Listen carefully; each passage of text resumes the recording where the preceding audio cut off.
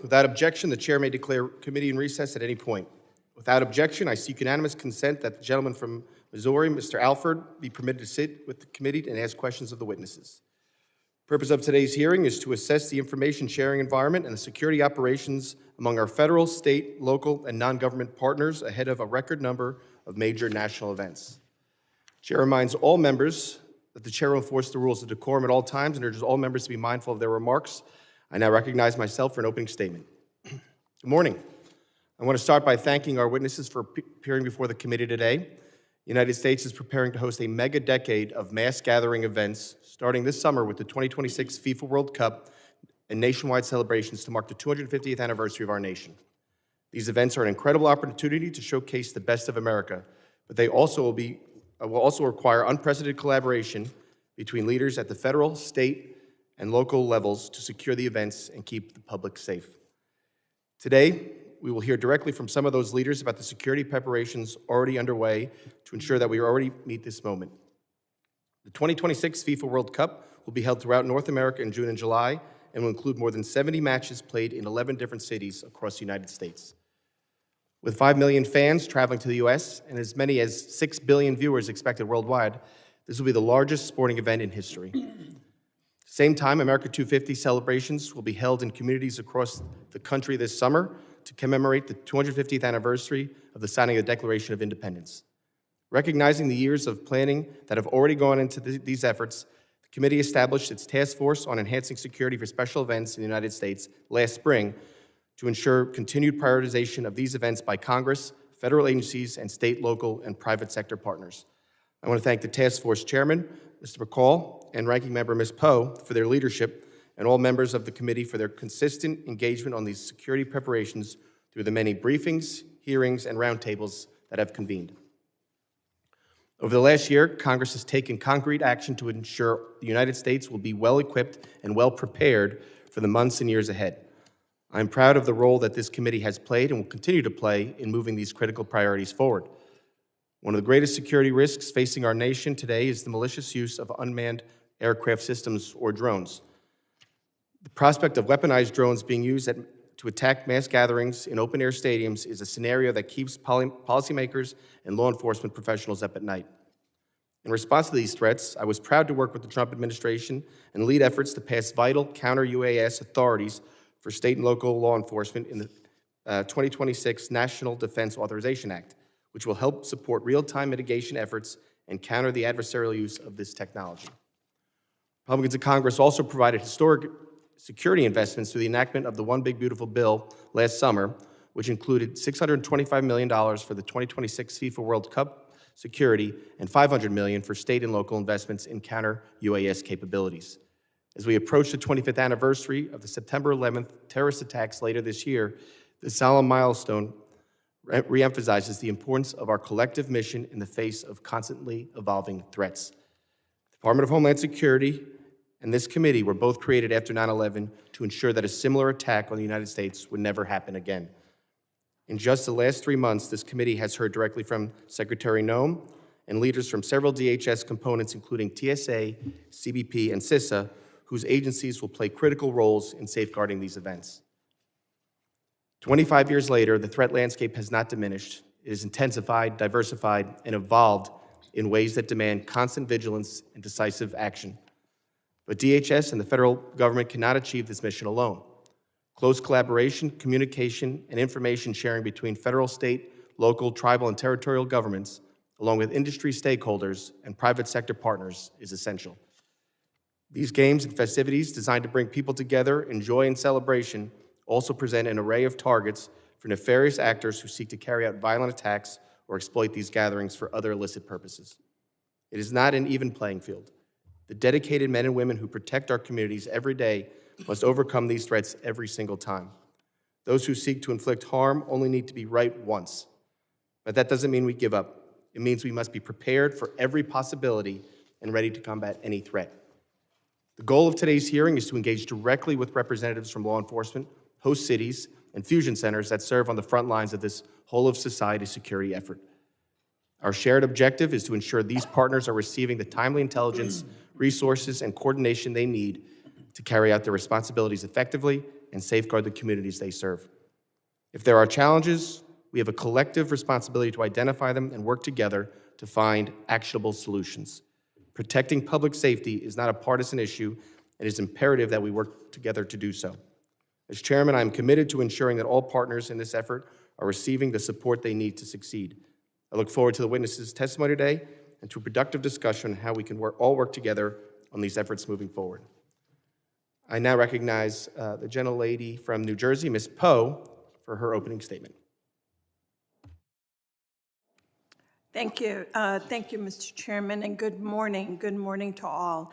Thank you so very much, Mr. Chairman, for calling this very important hearing.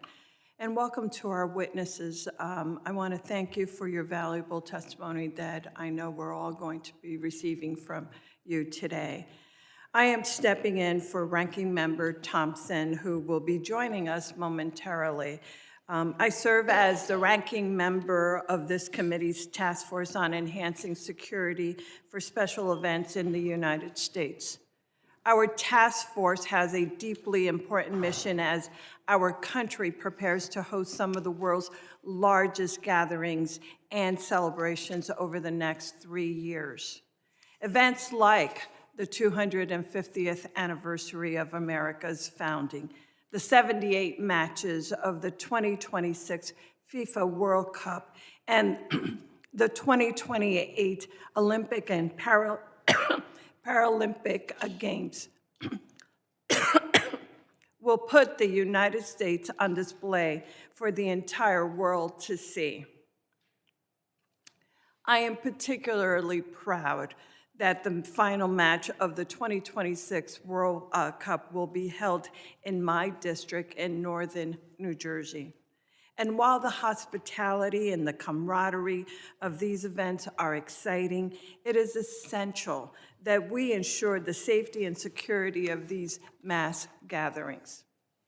Both Congress and the executive branch have a responsibility to make certain that our state, our local, tribal, and territorial partners have all the resources that they need to get the job done. That is why today's hearing is so very important. While conducting oversight as ranking member of the task force, I have seen firsthand how this administration's actions are jeopardizing our security preparedness.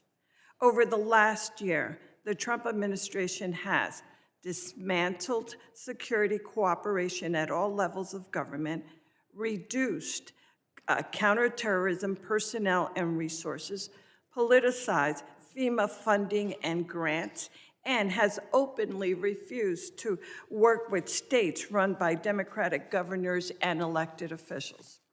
Now, the Trump administration is choosing to withhold $625 million in security funding that Congress has already appropriated for the 2026 FIFA World Cup. This is money meant to help cities and states keep their games safe. These funds are just sitting there, collecting dust, waiting for FEMA approval and to be dispersed. States, host cities, and local law enforcement are begging FEMA to release this money to be able to prepare for and secure the World Cup Games. The time for action is short.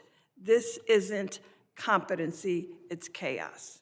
I urge my Republican colleagues to join me and my Democratic colleagues in calling for the administration to release these funds now. These communities must have the resources needed to ensure the events are safe for everyone. And as we go forward, we must keep in mind that it's not just stadiums and parking lots we must protect. It is fan festivals, entertainment districts, bars, and gathering spaces where countless people will be celebrating. Still, New Jersey will do whatever we can to provide safe and fun activities for the World Cup. And in doing so, we will ensure that all people and spaces are adequately protected. And I want to be clear, everyone deserves to be free and safe at the upcoming games. whether it's my constituents traveling from Paterson to East Rutherford or fans arriving from the other side of the world. All fans and players deserve to enjoy the games and know that our federal government is doing everything imaginable to make these events safe and secure. I have repeatedly stated concerns about Secretary Kristi Noem's out-of-control and unlawful enforcement actions. We all seen DHS violent immigration tactics, which were especially apparent during the recent outrageous operations in Minnesota. DHS personnel killed 2 American citizens and harmed countless others. So when Director Lyons refused to rule out conducting ICE enforcement at and around the World Cup event, when I asked him this very question, chaos ensued. Countries have issued travel advisories. Groups and businesses are raising alarms. Residents and fans are expressing fear for their safety. All while, local officials report minimum communication by ICE about what exactly it plans to do. These tactics pose an unacceptable risk not just to Americans, but all foreign visitors seeking to enjoy the World Cup and other events. Make no mistake, security planning cannot succeed amid complete uncertainty, opaque planning, and unilateral decision-making. We need to explore these issues further and conduct real oversight of DHS out-of-control immigration enforcement policy to ensure the World Cup is safe for everyone. I have seen firsthand the amazing work that men and women at the state and local level are doing to make these the most secure games we ever seen. Fusion centers in New Jersey are working. Police departments in my districts are planning. Governor Sherrill's office are coordinating together. These are groups that are getting ready before the first whistle blows. The question is whether or not DHS will do the same.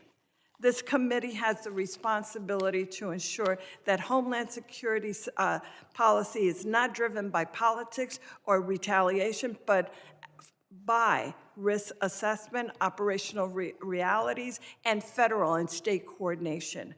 Because when millions gather in my district in New Jersey or Miami or Kansas City, the American people will not care about the interagency turf battles or grant paperwork backlog. Americans will expect that their government works together because security is a shared responsibility. But leadership starts at the top, and it is time for DHS to lead.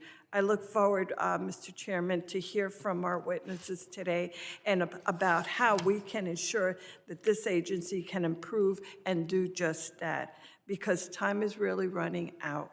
Thank you, Mr. Chairman. I yield back. Other members of the committee are reminded that opening statements may be submitted for the record. I would now like to formally introduce our witnesses. Mr. Mike Sena serves as president of the National Fusion Center Association and executive director of the Northern California High-Intensity Drug Trafficking Area and the Northern California Regional Intelligence Center. He brings 28 years of law enforcement experience, including serving as the veteran investigator at the state and local level. Mr. Ray Martinez serves as the chief operating officer of the 2026 FIFA World Cup Miami Host Committee. He has 35 years of law enforcement experience, beginning his career in 1979 with the Miami Police Department, where he rose to the ranks from police officer to assistant chief of police. He later served as assistant chief and subsequently chief of police for the Miami Beach Police Department. A limited exception was made today due to unforeseen circumstances and inclement weather disrupting travel to allow Mr. Martinez to appear before this committee virtually. Without objection, I will enter into the record 2 letters, the first requesting this exception be made under the circumstances, and the second from the majority leader permitting this virtual testimony today. I appreciate. Yep. Mr. Chairman. Yes, the gentlelady is recognized. I'm reserving the right to object, Mr. Chairman. I will not object, but I will like to get your assurance that witnesses invited by the committee Democrats will be afforded the same opportunity to participate remotely in committee proceedings. On behalf of the ranking member Thompson, can I get your commitment to work with our side in the future when remote participation is required by our witnesses? Yes, and I will, as I was saying, this was a very limited exception. It is in the rules, and it was a very difficult lift. I'm happy that the majority leader agreed. Took a lot of convincing, but because of the weather and the gentleman not being able to make it up here, we were granted this very late last night to allow him to do this. So I will work with you if same situation arises. You have my word. I will do what I can to get the same cooperation from the majority leader in the future. Again, but as I was told by the majority leader, this is a very limited circumstance due to the weather and how DC doesn't really know how to handle a snowstorm, which we didn't get anyway. But I will do my best in the future. You have my commitment. Thank you, Mr. Chairman, although it is 55 Yeah, degrees I know. in Florida, I might add. Well, yeah, I'm pretty sure Mr. Martinez just didn't want to come up and leave the beautiful weather that's down in Florida. We should have done a field hearing down there. Thank you, Mr. Chairman. And so I do appreciate the majority leader's willingness to grant this rare exception in order to ensure the committee can hear Mr. Martinez's valuable and time-sensitive testimony as the beginning of the World Cup games are only months away.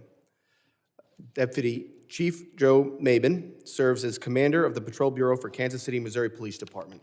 He previously served as interim chief for the police and deputy chief of the Investigations Bureau. He has progressed steadily through the ranks, serving as sergeant, captain, major, and ultimately deputy chief, with nearly half the department's personnel under his command. Mr. Travis Nelson serves as the Deputy Chief of Staff and Homeland Security Advisor for the Maryland Office of the Governor, officially assuming the role in June of 2025 after serving as acting director for over a year. He has over 20 years' experience in the public safety, emergency management, and law enforcement, including 19 years with the Maryland State Police.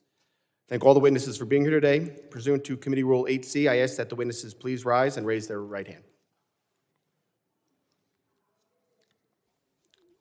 Do you solemnly swear that the testimony you'll give before the Committee on Homeland Security of the United States House of Representatives will be the truth, the whole truth, and nothing but the truth, so help you God? I do. Let the record reflect that the witnesses have all answered in the affirmative. Thank you very much, and please be seated. I now recognize Mr. Sena for 5 minutes to summarize his opening statement. Chairman Garbarino, Ranking Member Poe, and members of the committee.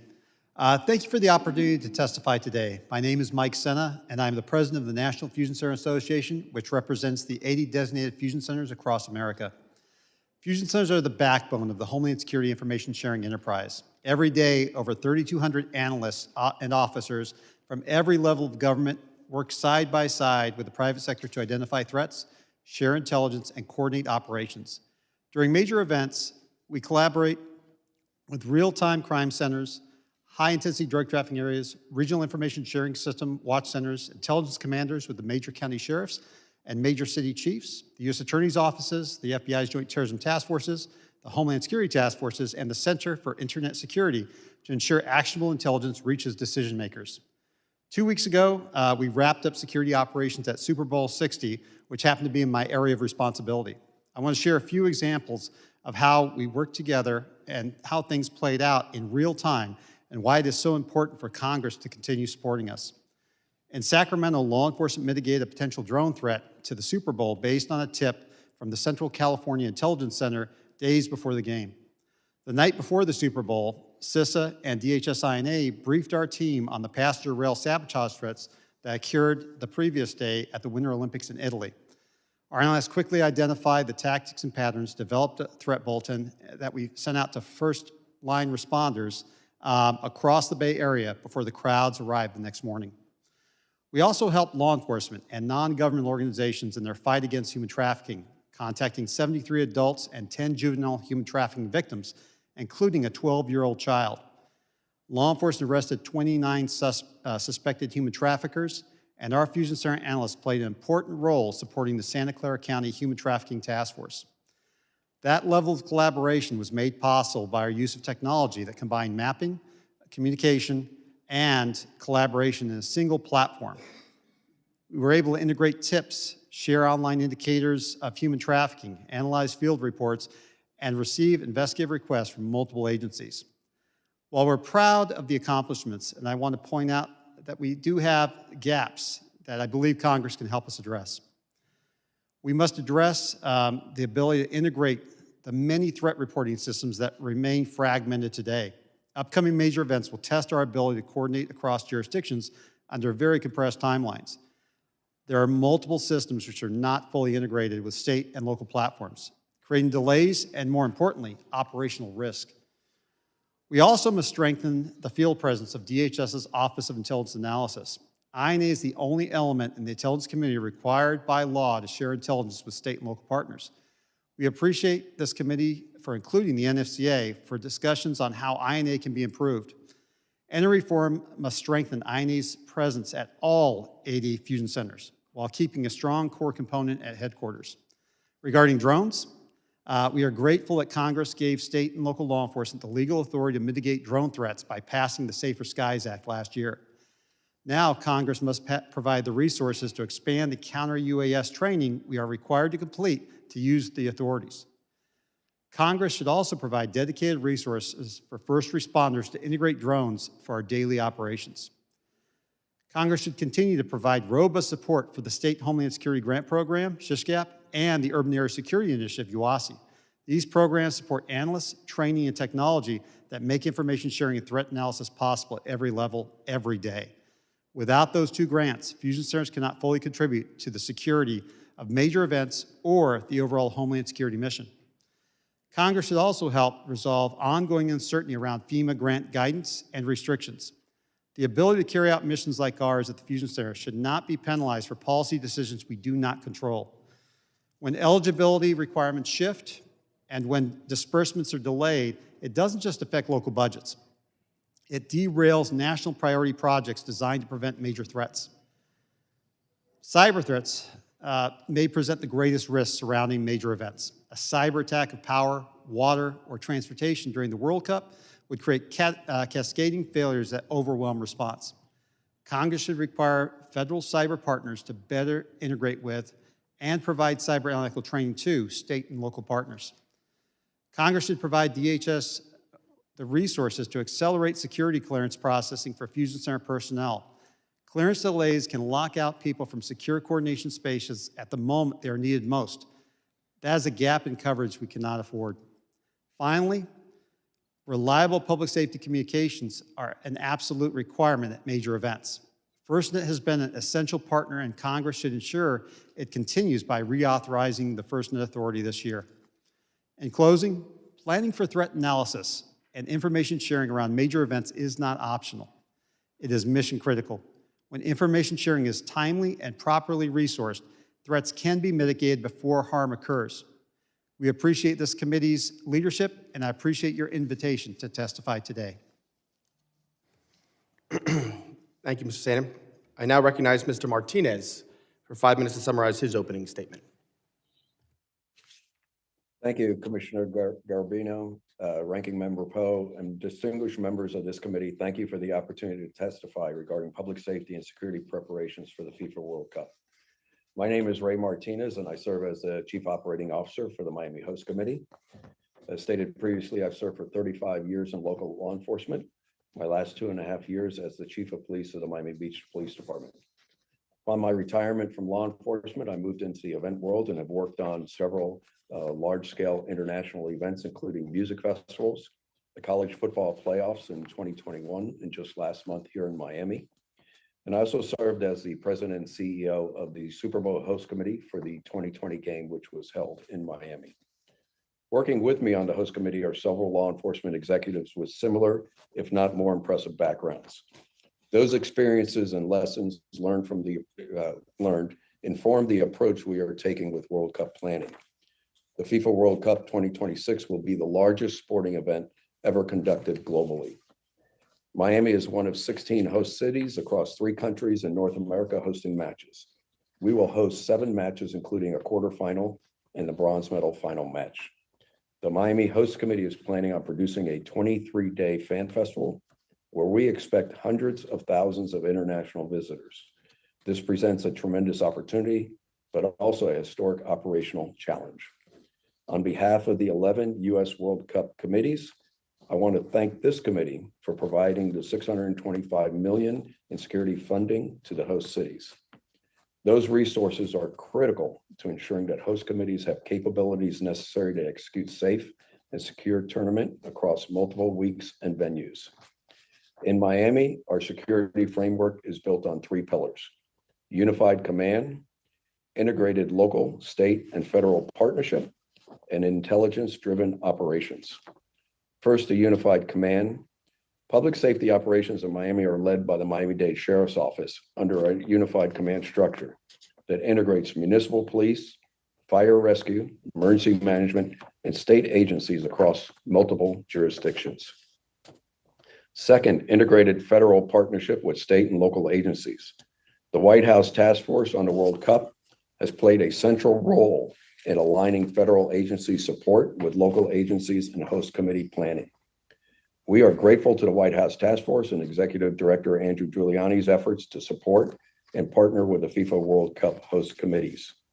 Federal partners, including the FBI, Secret Service, FEMA, CISA, DHF, provide threat assessments, intelligence integration, cybersecurity protection, contingency planning. This coordination ensures access to national capabilities and support if threat conditions evolve. Third, intelligence-driven operations. The South Florida Fusion Center, working with the FBI Joint Terrorism Task Force and federal intelligence partners, lead to proactive information sharing and threat monitoring.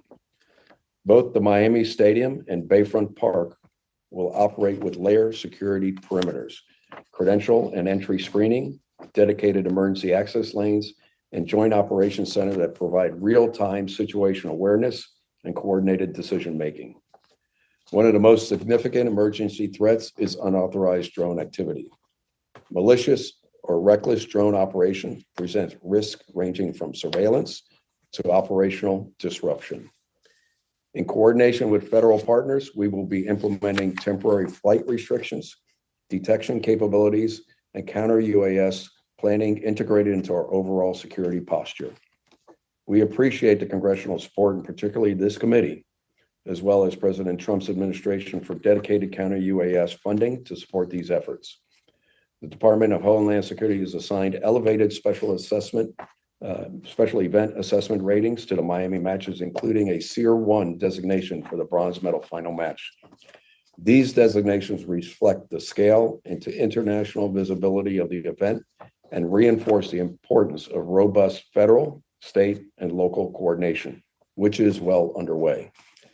Miami's preparedness reflects the ongoing coordinated efforts of all 11 U.S. host committees as we work each day to ensure a safe and secure and successful FIFA World Cup. Together, we are committed to demonstrating that no nation is better equipped to host and deliver a World Cup than the United States of America. I thank you for this opportunity to appear for you today, and I look forward to answering your questions. Thank you. Thank you very much, Mr. Martinez. I now recognize Deputy Chief Mabin for 5 minutes to summarize his opening statement. Chairman Garbarino, Ranking Member Poe, and distinguished members of the committee, thank you for the opportunity to testify today on information sharing and security collaboration ahead of major events. My name is Deputy Chief Joseph Mabin, and I command the Patrol Bureau of the Kansas City, Missouri Police Department, which is a member of the Major City Chiefs Association. KCPD has a current staffing of over 1,100 sworn law enforcement officers, serving a city of more than 500,000 residents. In less than 16 weeks, Kansas City is projected to welcome more than 650,000 visitors during the 2026 FIFA World Cup. Kansas City has hosted major events in the past, including championship parades and iconic American sporting events such as the MLB All-Star Game and the NFL Draft. However, this event will require the largest coordinated deployment of mutual aid partners in our city's history. The 2026 FIFA World Cup is the single largest sporting event in the world. For the Kansas City metropolitan area, it represents both an extraordinary opportunity and a historic challenge. Kansas City is the smallest market among the 11 U.S. host cities, yet we will operate one of the largest overall footprints. We'll host 6 matches and 4 team base camps. In addition, Kansas City is planning a FIFA fan festival that will operate for 18 days throughout the tournament. Our tournament footprint spans 10 counties across 2 states, Missouri and Kansas. This bi-state effort requires a unified approach to emergency preparedness, response, and recovery.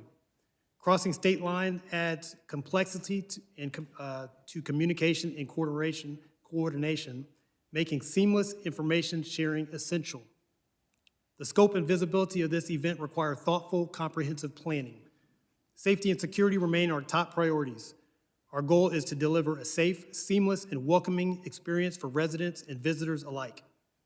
As with any event of this scale, we are preparing for a range of potential public safety considerations, including unauthorized UAS, cyber disruptions, routine criminal activity, and increased demand on emergency and healthcare services.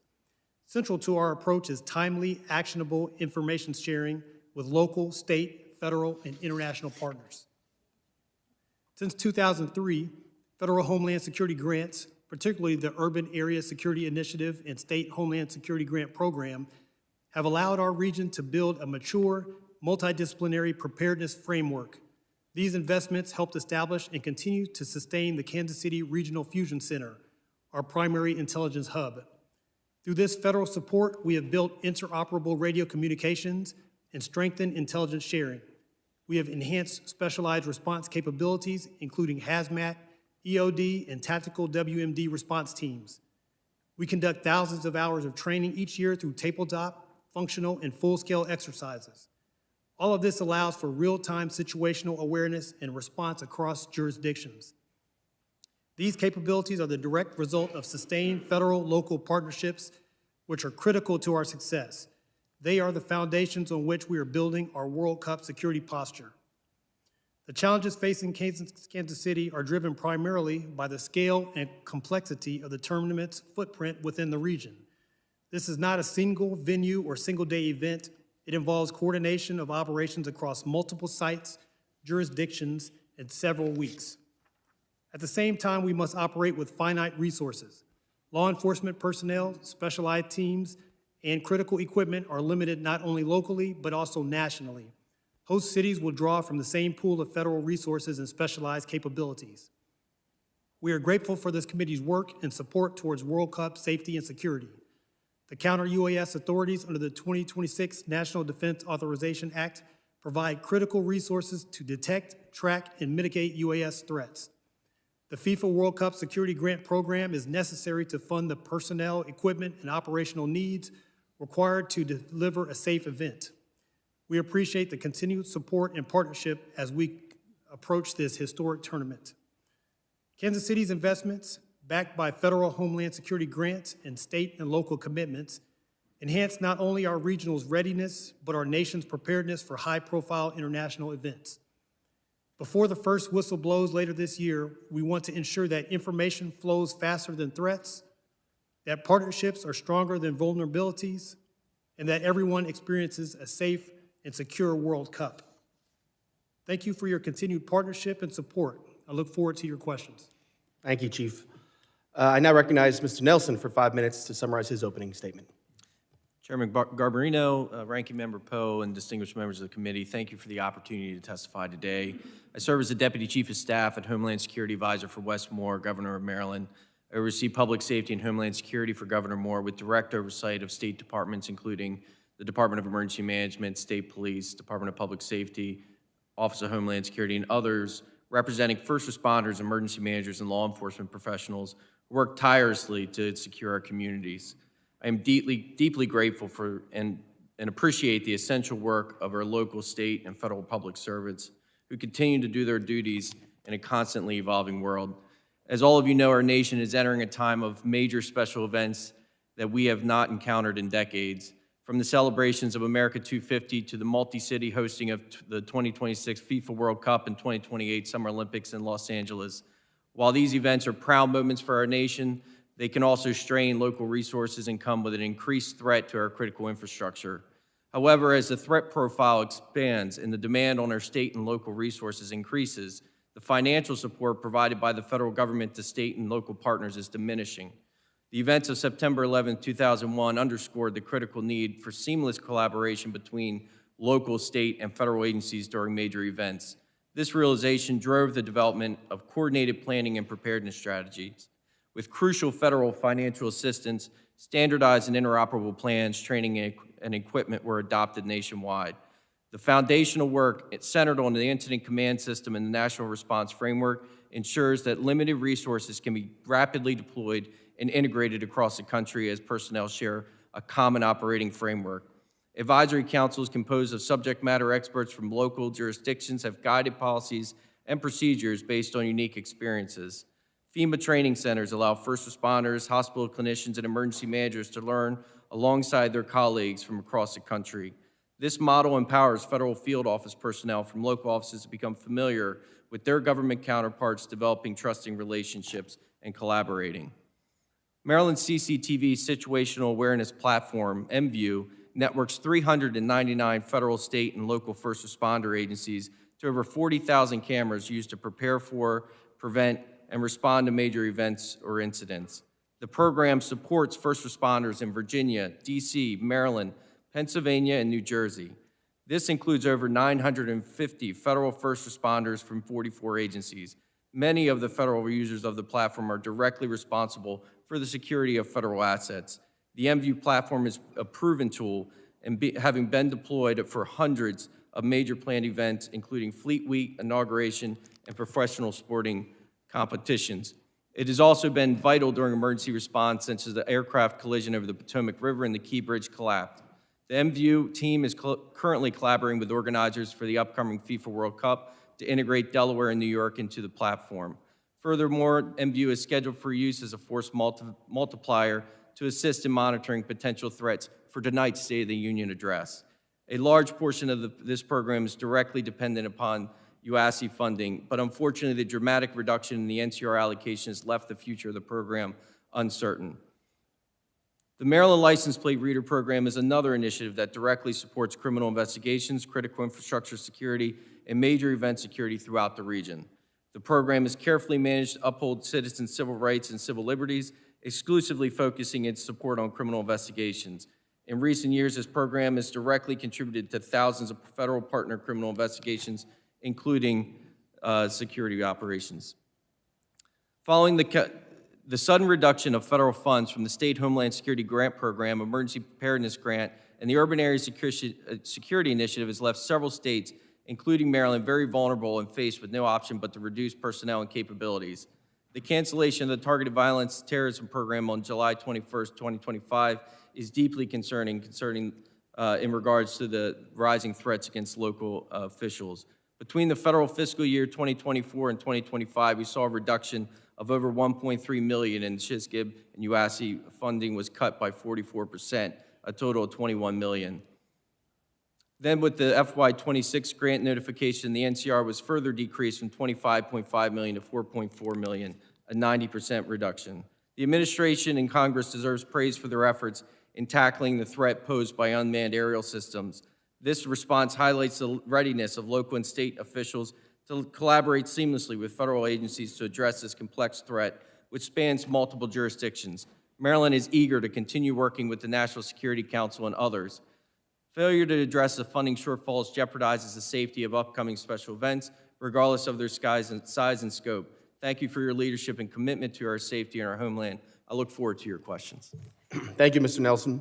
Members will be recognized by order of seniority for their 5 minutes of questioning. I will be, well, maybe not today. I will be strictly keeping to the 5-minute rule, but if we go over, it's okay today.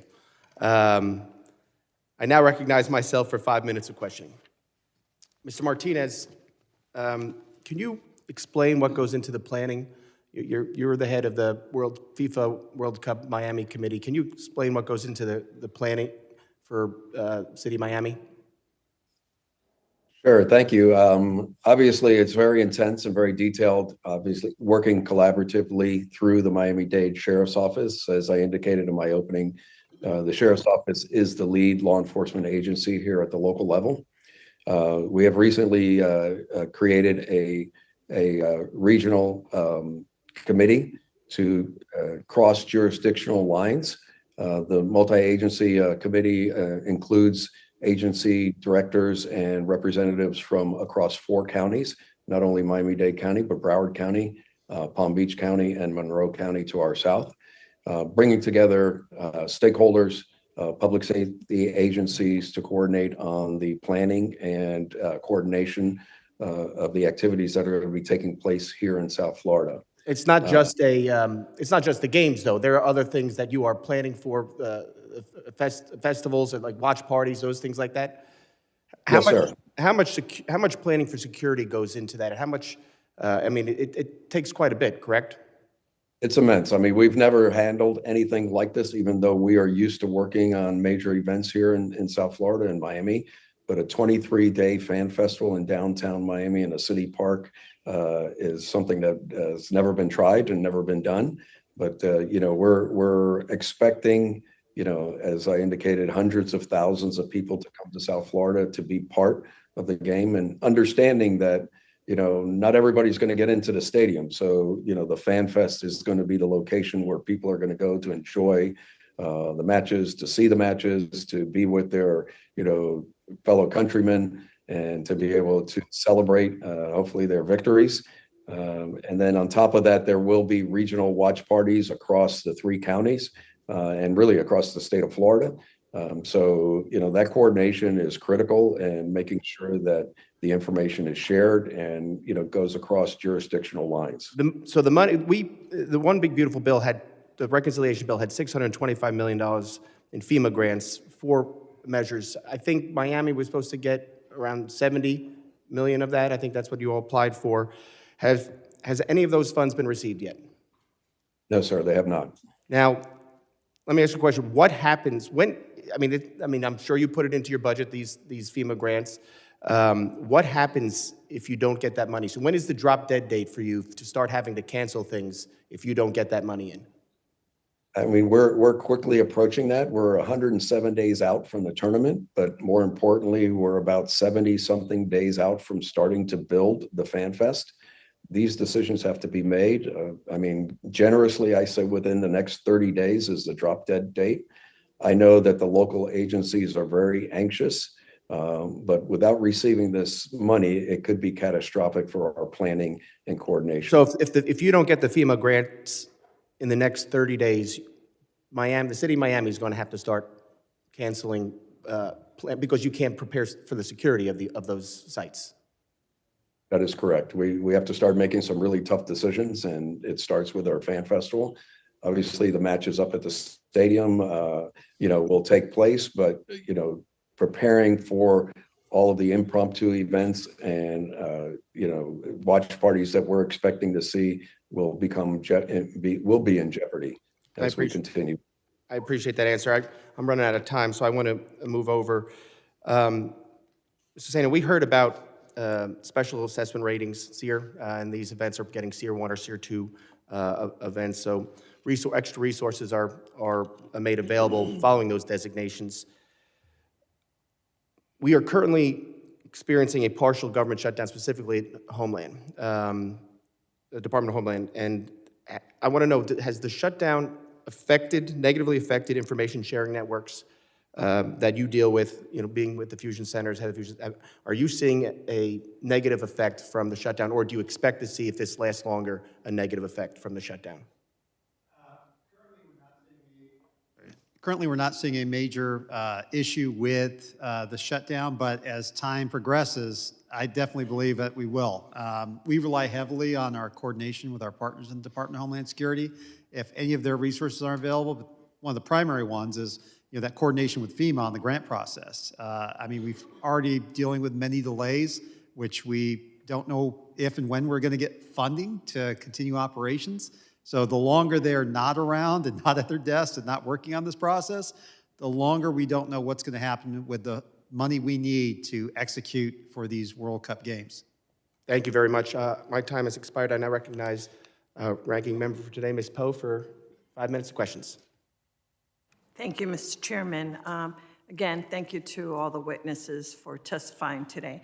Just want to make sure to mention once again that, we all understand that recent DHS enforcement has raised some serious alarms about its impact on public safety.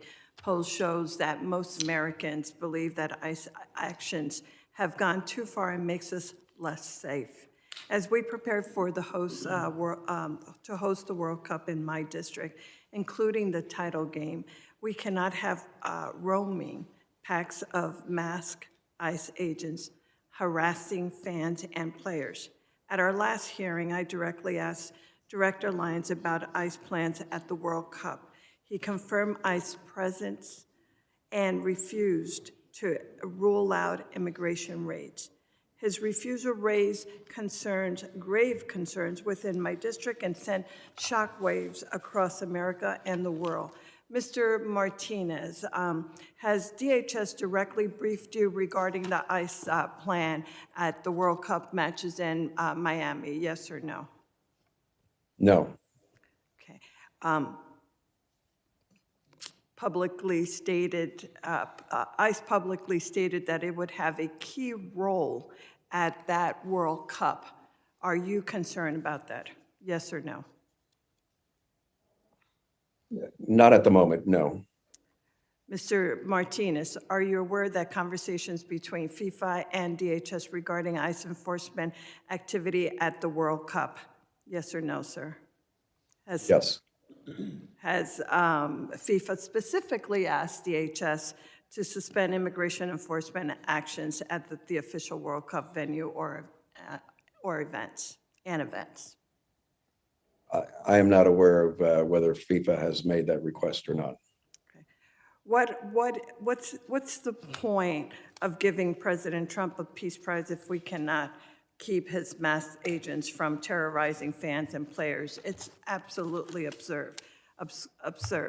Mr. Martinez, if a fan is detained by ICE at a Miami World Cup game or FIFA fan event, have you and DHS set a process to inform family members or legal counsel? We have been in constant communication with our federal partners, and we have received no indication of immigration enforcement that will be taking place during the tournament. We are laser focused here at the Miami Host Committee in providing a safe and secure event. The only thing I can base on is in recent experience during the last year of our major events, which includes the College Football National Championship, Formula One, and the Club World Cup, which was held this past summer. And we did not experience any ICE enforcement activity as described. Okay. Thank you. Thank you, Mr. Martinez. Ms. Martinez, with only roughly 4 months to go, some cities still reports that they have not received this funding. I think the chairman just asked you that very question, and you've indicated that you have not received that. This is completely unacceptable and certainly close to kickoff. As you've pointed out, you have a drop date of time of 30 minutes.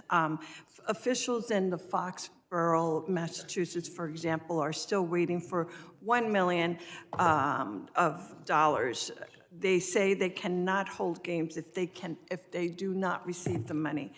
Mr. Martinez and Deputy Chief Mabin, have either of you received federal funding? And I know, Mr. Martinez, you indicated that you have not. Mr. Deputy Chief Mabin, can you tell me if you have received any information with regards to the actual funding that you are expected to receive? Have you received that or not? No, ma'am, we have not. What kind of delays or impact will that have if you do not get that? And similar to what the chairman asked, what is your drop dead time frame in order to do that? And I have like 34 seconds, so let's do real quick. The drop dead date is immediate. We need commitments from mutual aid partners to help supplement our officers just because of the scope, scale, and duration of the games. And they need assurances that they will get reimbursed for overtime, for travel expenses, for lodging. So we need that information right now. Is there any concern on the overtime of your personnel as a result of not having the wherewithal to do that? Yes, ma'am. That is consideration for our budget. We definitely need an answer on that and to release the funds as soon as possible. Thank you, Deputy Chief and Mr. Martinez. My time has run off. Thank you so very much. I yield back. Gentlelady yields back. I now recognize the chairman of the task force and the former chairman of this committee, Mr. McCall from Texas, for 5 minutes of questions. Thank you, Mr. Chairman. Let me start out by saying I remember back when I chaired this committee, the Boston Marathon bombing, just really a sporting event that went really bad, and it was avoidable. It was preventable had federal, state, and local been sharing information. The FBI had information about Mr. Tamerlan's trip to Dagestan, where he radicalized, came back. They did not share that adequately with the Joint Terrorism Task Force. Specifically, the commissioner of Boston didn't have any of that information, even though he had 2 agents or 2 officers on the task force. We changed that by law, but it's all about connecting the dots. Mr. Senator, you're in charge of the Fusion Center, which sometimes comes under criticism. We formed the Fusion Centers to share, everybody talks about connecting the dots after 9/11. That's exactly what you're doing. What do you see as one of the biggest threats as you look at the environment out there and the threat matrix? What keeps you up at night the most? It's a combination of things. The first thing in the back of my head always right now is the financial piece, because we do need the resources to get things going. And I'll get to that in a minute, yeah. It's threat. It's a threat, because if we don't have the right people in place Correct. to do the job, it won't get done. The other thing is the multimodal communication systems that we've got right now, the lack of getting that tip and lead, that piece of information. We do a lot of work educating our law enforcement, public safety, private sector partners on what we need as far as those tips and leads, those suspicious activity reports. But we have a lot of different places those go right now. Multiple federal systems, multiple private sector parties that take tips and leads. The problem is when you have so many silos, how do you connect them all? And then when it comes to game day and those operations ahead of time, how do you bring people together? And for example, during Super Bowl, we had 7 different systems up. And so that worries me tremendously, merging those technologies. Well, the Super Bowl is a test. It's a test for us because we're having FIFA's coming to town, so that was a test. And I can tell you that came up in the after action when people were talking, how do I watch 7 systems that I'm having to put data into 7 different platforms? My own people especially. But how do we merge those? And technology is there. It's policy and practice and training. Well, the technology is there. Is a policy and practice prohibiting that? It is. Everyone has their own silo. So Okay, that's a real problem because we only have, it's going to be March, and they start in June. You got 100 games, over 100 games in 3 countries, Mexico, Canada, United States. Let me ask you quickly, we were down in Mexico and got a joint training program with our military, both respective United States and Mexico, passed by their parliament. We saw the recent events in Mexico. They have drones. The violent uptick after the Jalisco cartel member was taken out. I know this is not in your purview, but you have to learn from those mistakes. How concerned are you about the gains in Mexico? The big concern I've got, especially with drone activity, is that, for that example, I had a person that was planning on flying a drone right into the Super Bowl. And so that part of that is that we can and have countermeasures there. But there are so many other locations that we don't have people trained and equipment in place for countermeasures that they can go anywhere a crowd is at and immediately hit those targets and cause mass destruction. And we don't have the capability across the board to fight every drone threat. That's a great segue to my next point, and that is under the Safer Skies Act the chairman introduced and my task force recommended. We got that passed in the National Defense Authorization. That gives the ability to share with state and locals the counter-drone authorities, which is critically important. I'm surprised we had any opposition to that. However, about $625 million,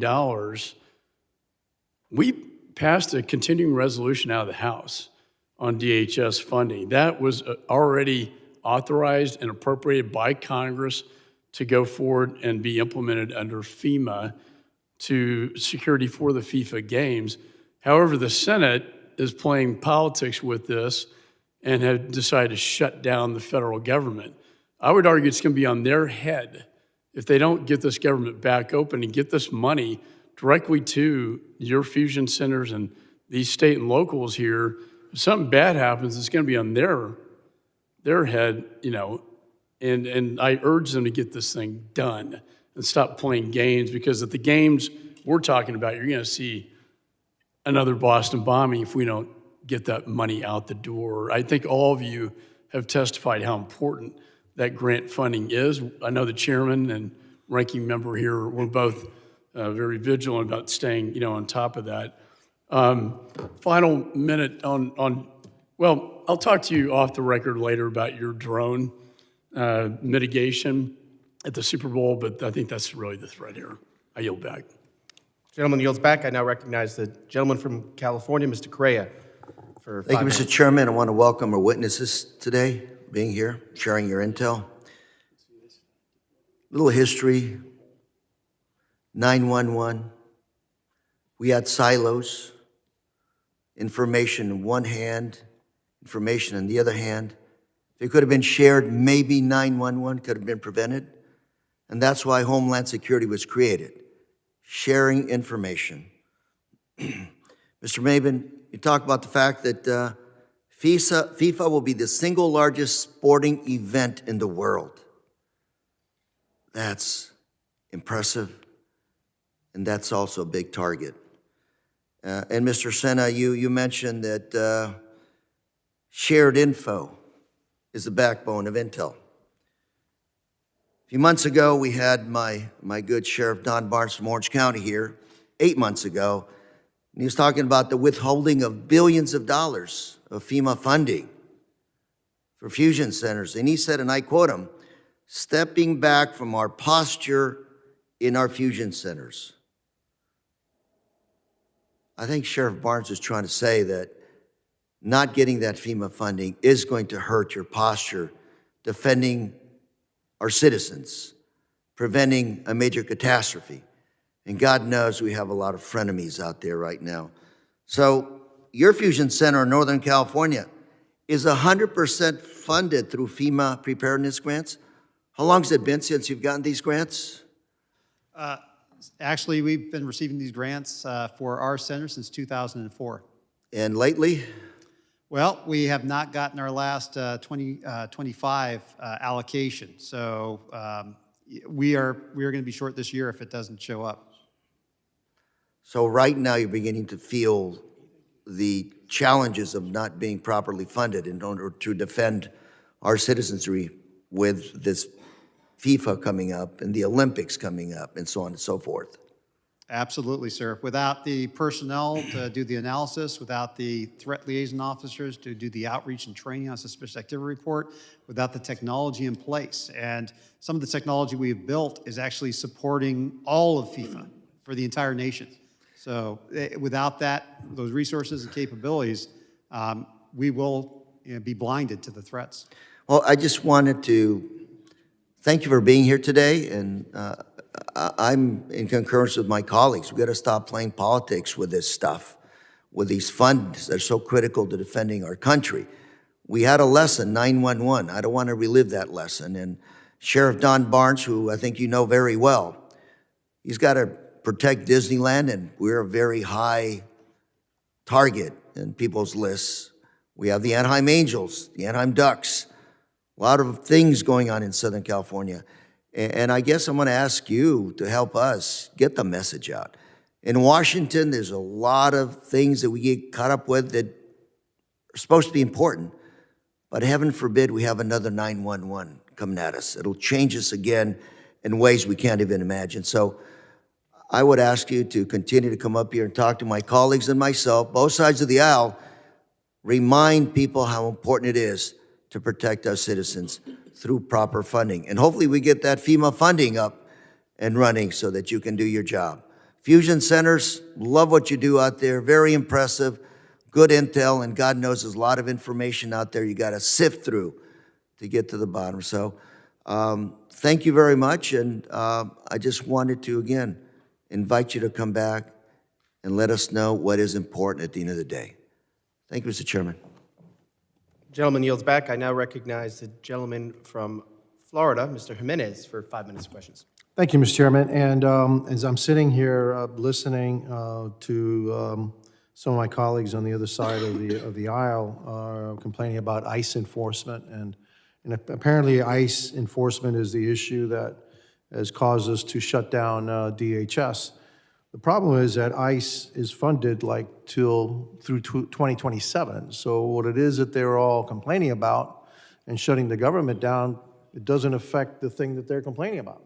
So this is all political theater. And unfortunately, you're going to be paying the price because the people that are supposed to be processing the grants are non-essential. Therefore, they're not working. And so those folks that you're relying on to get the money for the FEMA grants, it's not coming until the government reopens.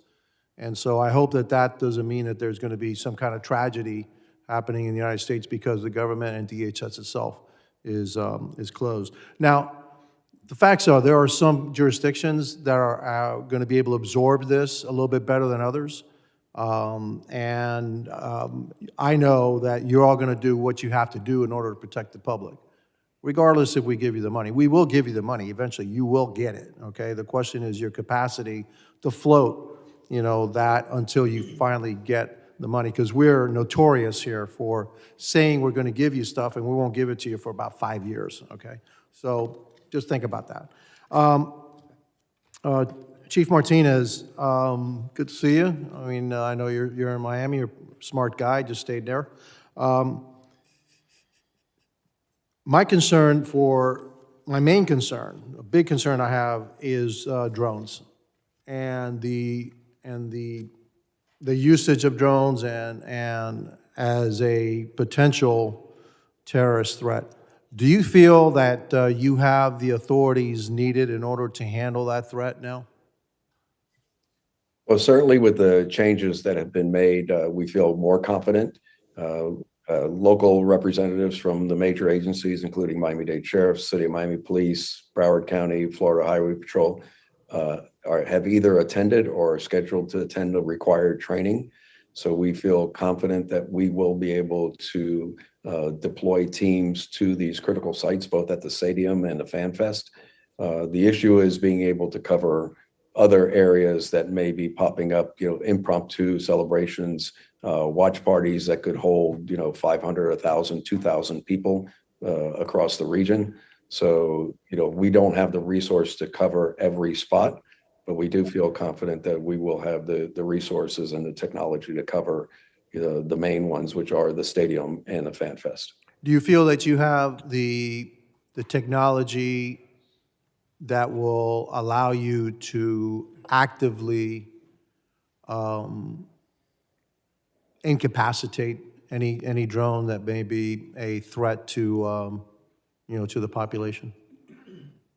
Well, I know the agencies are in the process of obtaining and procuring those resources and those technologies. They have not been received yet, so we're hopeful. Obviously, we're piggybacking on the federal government to be able to source those technologies. So, I guess yes, we do feel confident if everything comes to fruition, and we feel that we're moving in the right direction to support that. Will you require federal resources for that? Are they going to be the only ones that are that have the authority to do something about that, or has that authority been delegated also down to the local law enforcement agencies? Some of it has been delegated down to a limited scope, and that's what the required training is for. But we also will be depending on our federal partners to assist us in those matters, especially at the stadium. Are you comfortable with that, or would you feel more comfortable in also getting additional authority to be able to handle the situation as you see fit? I mean, certainly having additional authority, would be beneficial, no question. Understanding the difficulty in doing that, we're thankful for what we have, but certainly we would welcome, increased authority, especially, as it relates to these international type of games and matches where, obviously the crowd size and the target and the threat is significant. Fair enough. Thank you very much. I yield back. Gentleman yields back. I now recognize the gentleman from Louisiana, Mr. Carter, for 5 minutes. Thank you, Mr. Chairman, and thank you to our witnesses for joining us today. I proudly represent New Orleans, the greatest city in the world to host major events like last year's Super Bowl. The allure of the city means we're responsible for protecting countless mass gatherings throughout the year. Mardi Gras, Jazz Fest, Essence Fest, the Sugar Bowl, Taylor Swift concerts, the list goes on and on. The terrorist attack last year on the early hours of New Year's Day on Bourbon Street served as a stark reminder of how terrorist tactics are evolving and the importance of enhanced coordination between our federal, state, and local security agencies during these events. However, the administration has repeatedly obstructed FEMA, politicizing the agency and delaying disaster preparedness and response. Last week, it reportedly told FEMA to halt all travel, seemingly to create fallouts from DHS's funding lapse, despite FEMA's testimony to Congress that it will continue disaster response to use the funds unaffected by the shutdown. The politicization of FEMA makes America less secure every day, especially while preparing for large-scale events when communities are most vulnerable to security threats. Mr. Nelson, Maryland is no stranger to the Trump administration's politicization of disaster aid. When historic flooding hit Western Maryland in 2025, did Maryland meet the criteria for receiving federal assistance? And do you feel that President Trump made an objective, non-political decision when he rejected Governor Moore's request for assistance? Well, thank you for that question. And yes, we did meet the threshold. We are currently at $34 million in damage for the $13 million minimum, and was really not given any true reason for why it was denied. For each of our other speakers, would you agree that the disbursement of emergency funds should not, underscore not, be decided by politics or party? For me, sir, Just yes or no? yes, sir. Thank you. Yes, sir. Yes. Yes, sir. Thank you very much. Has there been, or could there have been in the future, a fiscal impact on Maryland's taxpayers or local government if DHS continues to delay these reimbursements? Yes, absolutely. We've witnessed an increase in attacks on religious institutions recently, including an arsonist who set fire of a synagogue in Ranking Member Thompson's district in Mississippi. Despite this heightened threat environment, DHS has not released nearly $300 million in nonprofit security grants that Congress appropriated almost a year ago. Mr. Nelson, are you concerned that delays in dispersing funding for nonprofit security grant programs could further jeopardize the security of houses of worship in Maryland? Yes, I am. Can you expound on that? Absolutely. So the instability, these are funds that are directly distributed to places of worship. So it's difficult for them to be able to budget and to balance in the security needs. And if we can't commit to them the funding that is going to be passed down to them, they have to make difficult decisions on what they are going to invest in with their places of worship, ultimately opening up to vulnerabilities. Thank you. And let the record reflect, Mr. Chairman, that all of the witnesses said affirmatively that the disbursement of funds for natural disasters that happen not by party, not by race, not by socioeconomic standards, but by Mother Nature, by acts of perhaps the issues of mankind with climate change should not be withheld for a political party, political purpose, political theater. They should be given according to meeting the minimal thresholds of a natural disaster or an emergency declaration, which Maryland did. And we're hopeful that we will not see further cases where resources are withheld because it wasn't my party, wasn't my president, not my problem. We're Americans. Natural disaster and FEMA and the resources should be given as needed regardless of any politics. Mr. Chairman, I yield. Gentleman yields back. I now recognize the gentleman from Alabama, Mr. Strong, for 5 minutes of questions. Thank you, Chairman Garbarino, Ranking Member Thompson. As we prepare to host the FIFA World Cup, Olympics, America 250, and even college sporting events, we face an unprecedented mix of security challenge. It is past time to unleash counter-UAS to defend America and its citizens from drone attacks. Much of that technology is developed in my district. Our ability to protect fans, athletes, and host communities will depend on how well we are prepared, trained, and share information and respond under pressure. I'm proud to represent Redstone Arsenal in Huntsville, Alabama, where the FBI recently opened the National Counter Unmanned Aircraft Systems Training Center, America's premier hub for training law enforcement and security professionals to counter the threat posed by drones, all under one roof. Deputy Chief Mabin, the threat posed by rogue unmanned aircraft systems to stadiums and fan venues may represent one of the greatest security challenges we face in hosting these large-scale events. Congress recently extended authorities to state and local law enforcement to mitigate these drone threats. How do you anticipate these expanded authorities will help your officers secure World Cup sites, stadiums, and fan festivals, which is, you think about the World Cup itself, it's equivalent to 7 Super Bowls at the same time? Absolutely. It's a question of scale. We will get federal support, counter-UAS support, but it's limited. And by expanding these authorities to local police departments, we're able to cover down on the other areas. It's more than just the stadium. It's also the FIFA Fan Festival areas. And so once we get the training and procure the resources, then we'll be able to be better positioned to counter any kind of UAS threats. Thank you. Has anyone from your department coordinated with or received training through the FBI's Counter-UAS Training Center at Redstone Arsenal? Yes, sir. We have individuals scheduled to go down for the training right now.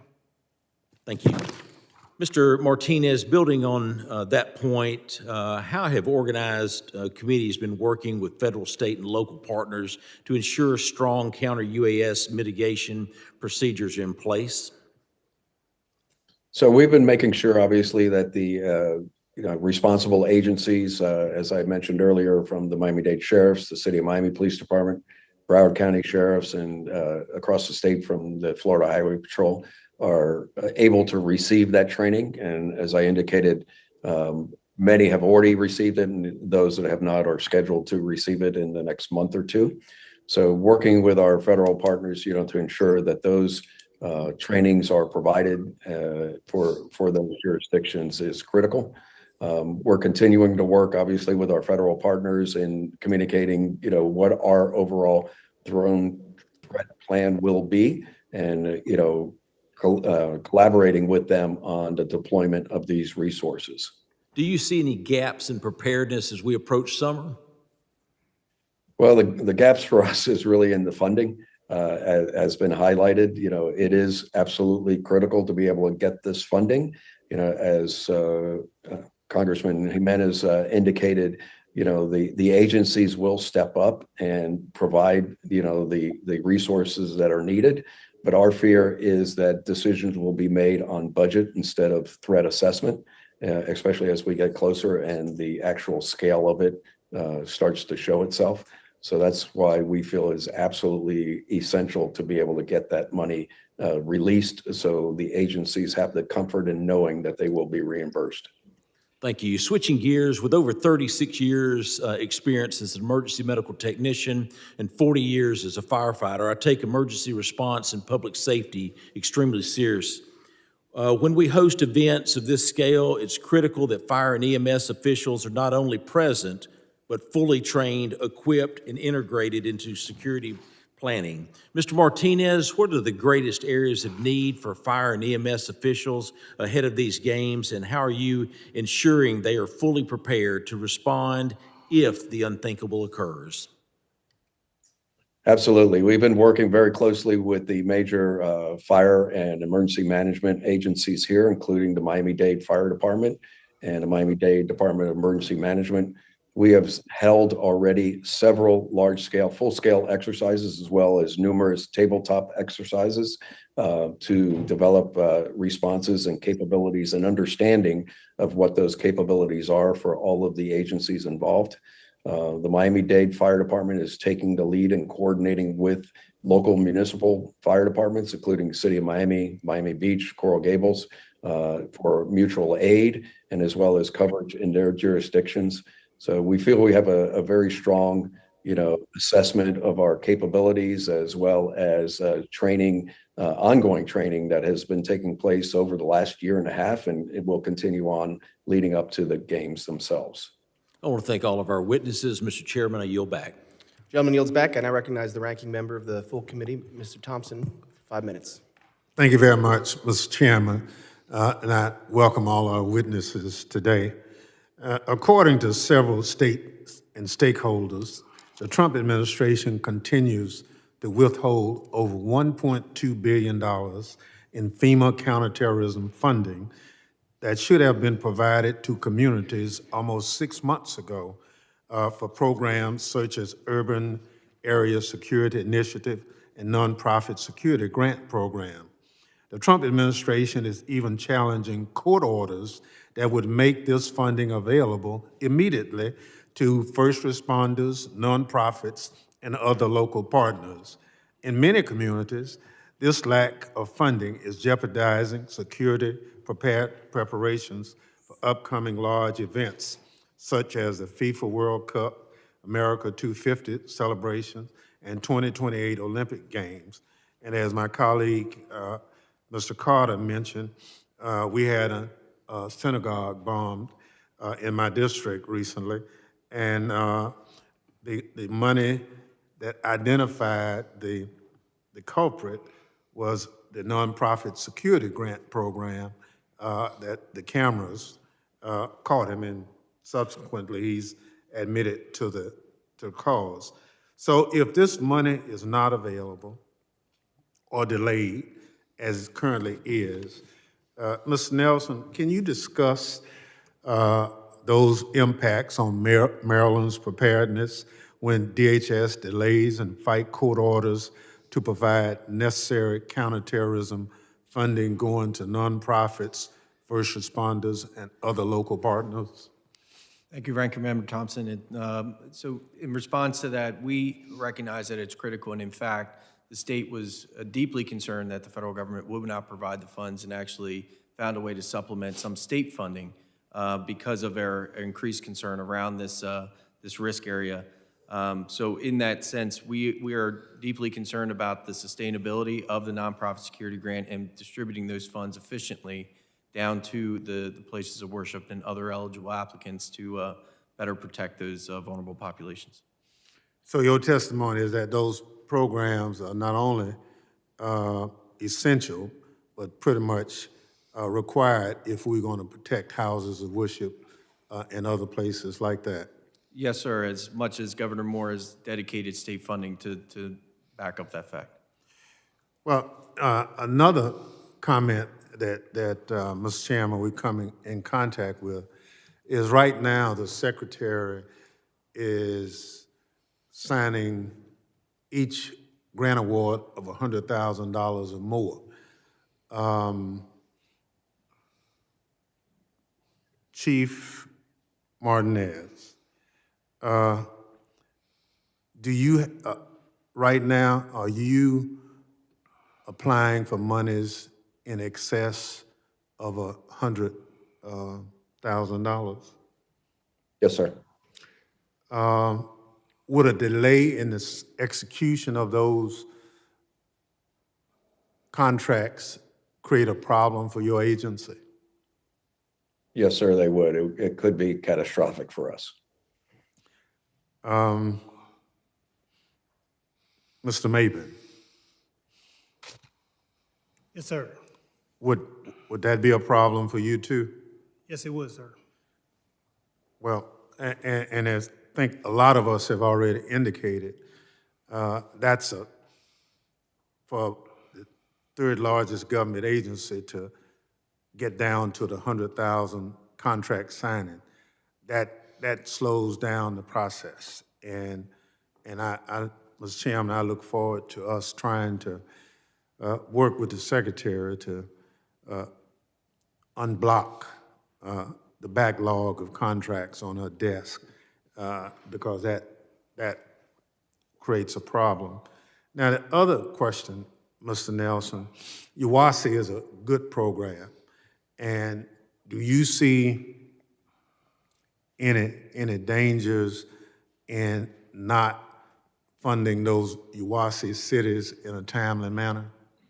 Absolutely. To the point that the response today for the State of the Union address, some of those capabilities will be diminished in future years if we don't receive the funding.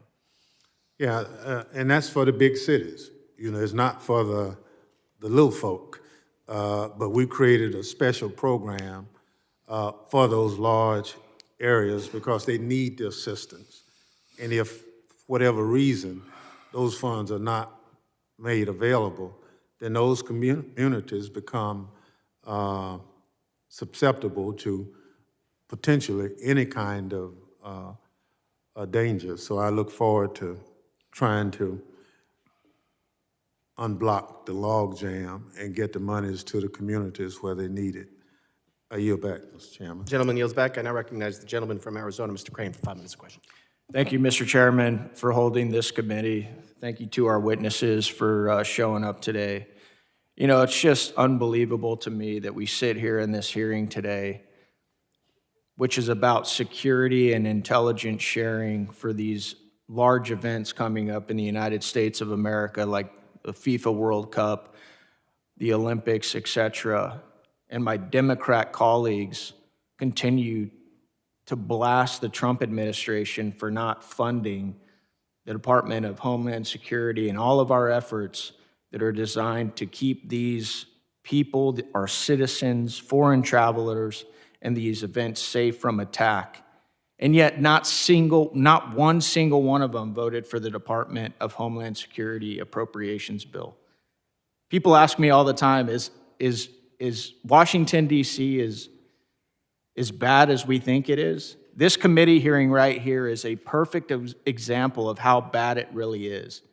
They'll sit here and talk about the Trump administration and how they're not distributing funds for these events and to keep our communities safe, and yet not one of them voted for the Department of Homeland Security appropriations. That covers the Coast Guard, it covers CISA, cybersecurity, it covers ICE, Department of Homeland Security, all of it. And they didn't vote for any of it. Mr. Sena, what are your thoughts on that?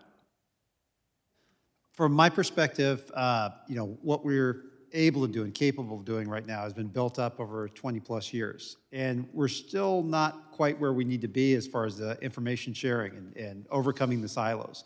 I think on the funding piece No, that's not what I asked you, sir, with all due respect. Yes, sir. And I get it. You're trying to be a nice guy in here. I asked you, when you hear all these comments from people that voted against funding the Department of Homeland Security, is there a part of you that's like, really?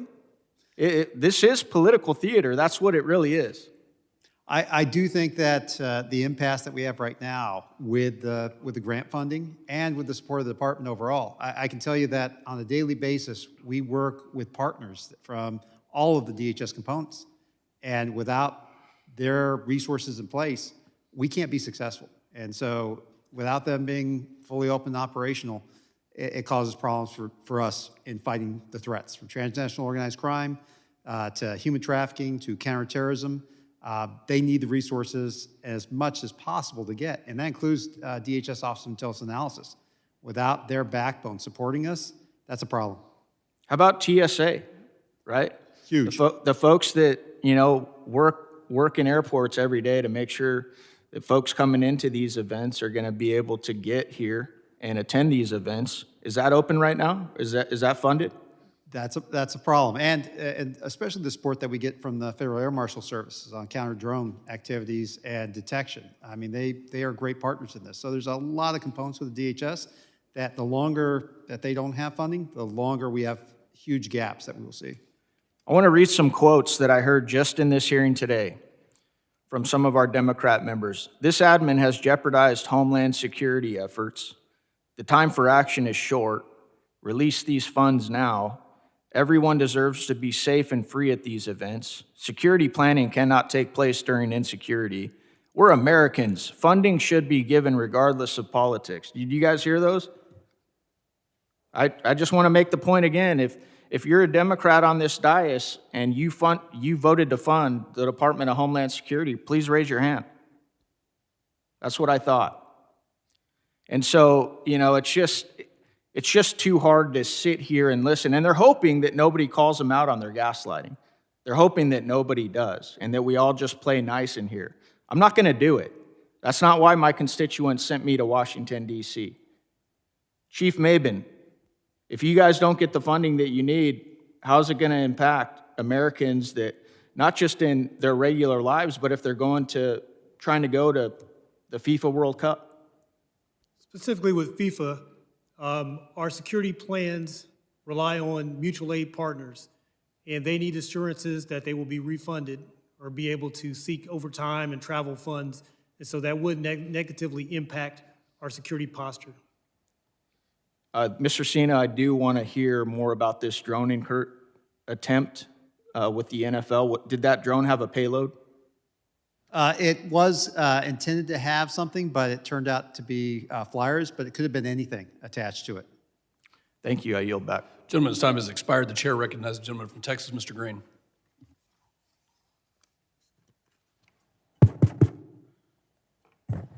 Thank you, Mr. Chairman. I thank the ranking member as well. And I say sincerely that I'm most appreciative for this hearing. I did not vote to support many of the things that I find onerous within Homeland Security.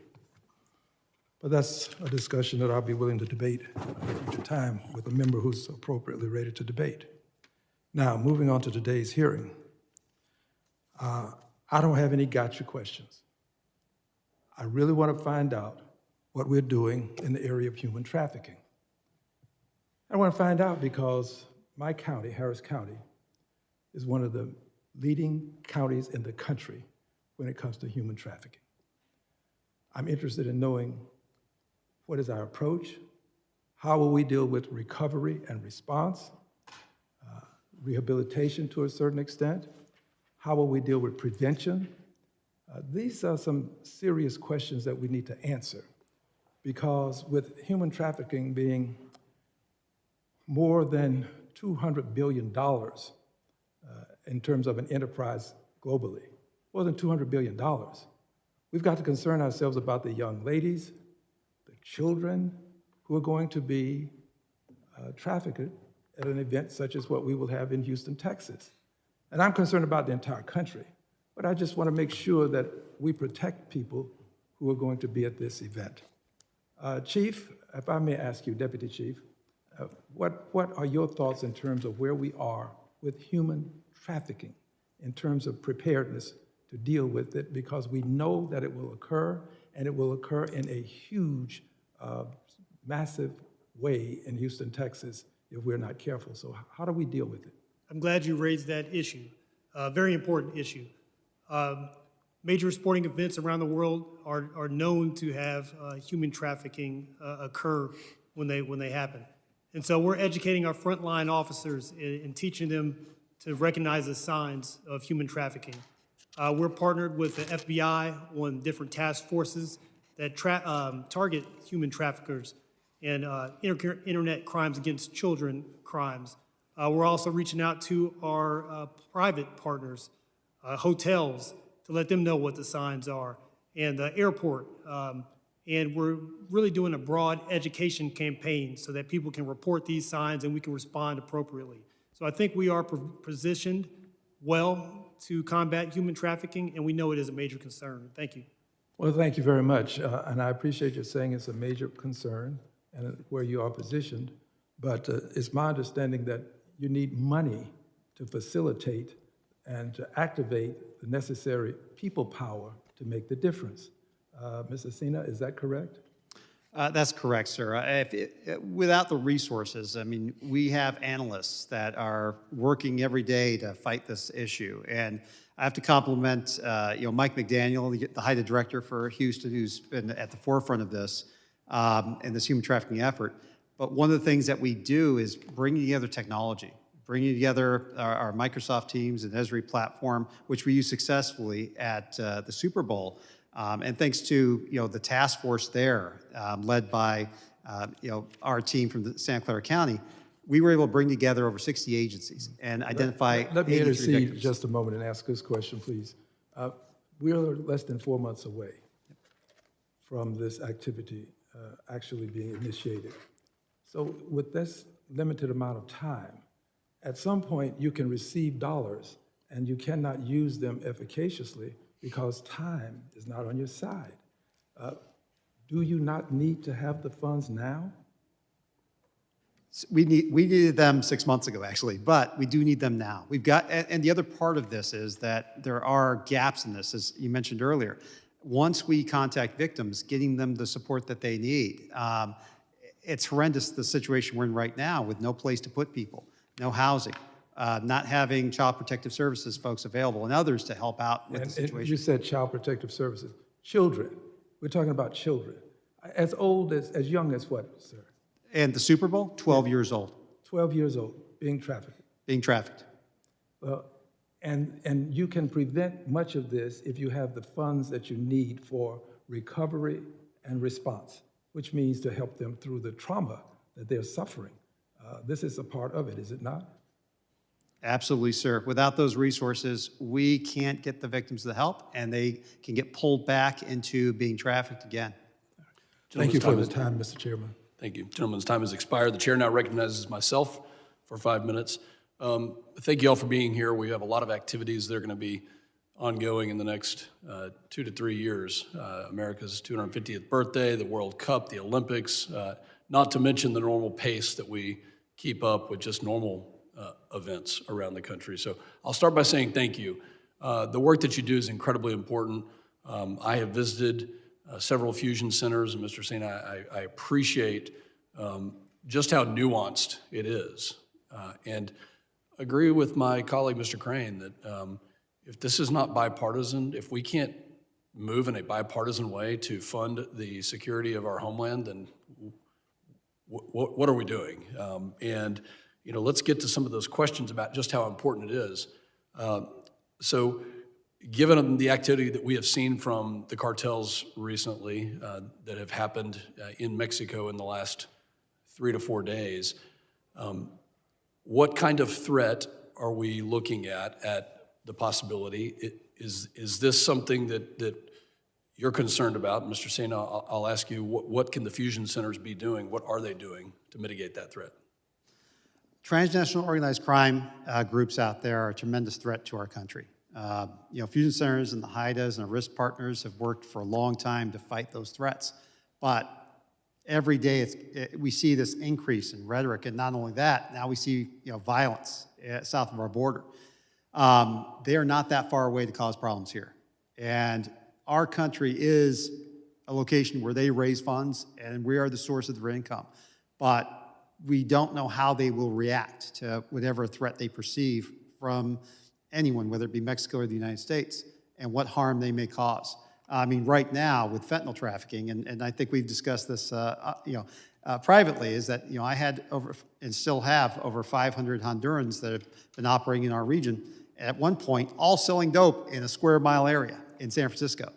We have fought back on that, thanks to the support of the city and county of San Francisco, the mayor's office, the district attorney, the police chief, and the sheriff, as well as the United States Attorney's Office and our DAs from around the region and sheriffs and other chiefs of police. We are going to be receiving an award for the HIDTA program for our San Francisco Metro Task Force because we have pushed back on that.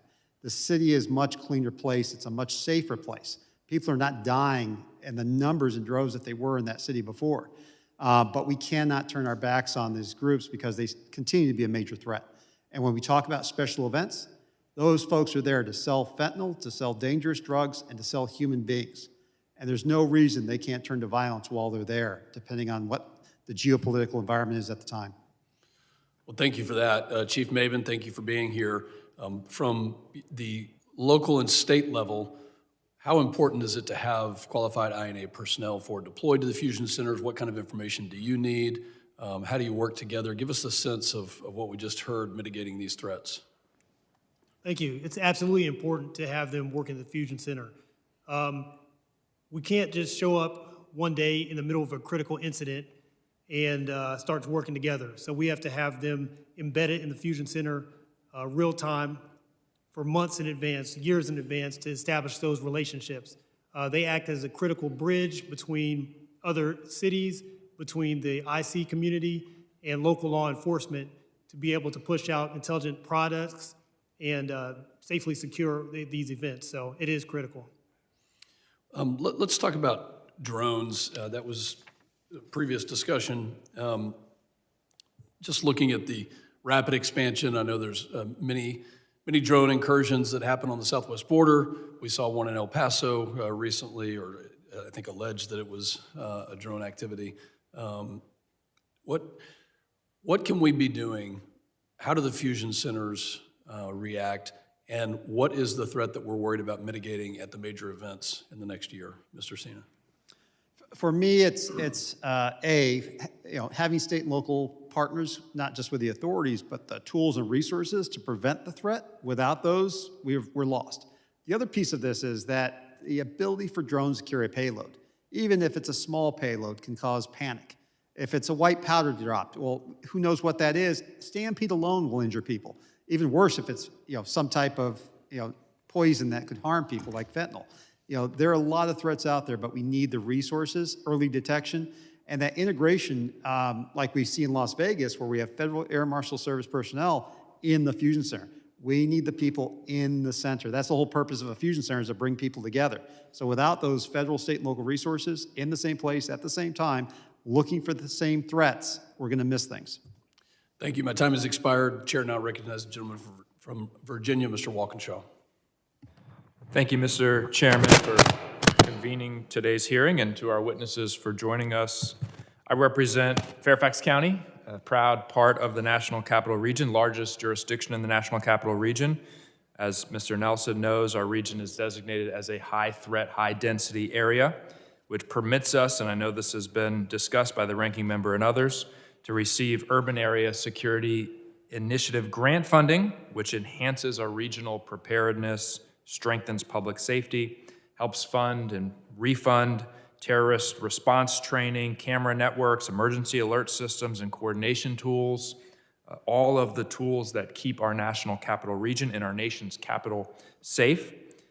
But as the threat levels remain very high for our region as we prepare for major events, America 250, the World Cup, the administration moved last year to slash $40 million in Homeland Security funding from our region, cutting preparedness grant funding by 90%. And I know there's been some conversations around the DHS funding situation and the shutdown at DHS right now, which we need to work together to resolve. But it's important to note that the administration has been shutting down elements of DHS throughout this term, and this grant program is one of them. State and local entities in Virginia and across our region have served as reliable partners in emergency response efforts. We send law enforcement and first responders to help recovery efforts after the tragic and deadly collision near National Airport. I was just at an event with the families of those who lost their lives in that tragic collision. Fairfax County police officers were here at the Capitol on January 6, 2021, working to repel the insurrectionists. But these drastic cuts to grants would erode Fairfax County's, and I think other jurisdictions in our region, overall emergency preparedness and response capabilities. And national special security events occur frequently in our region. It's not a rare thing. It's a weekly thing.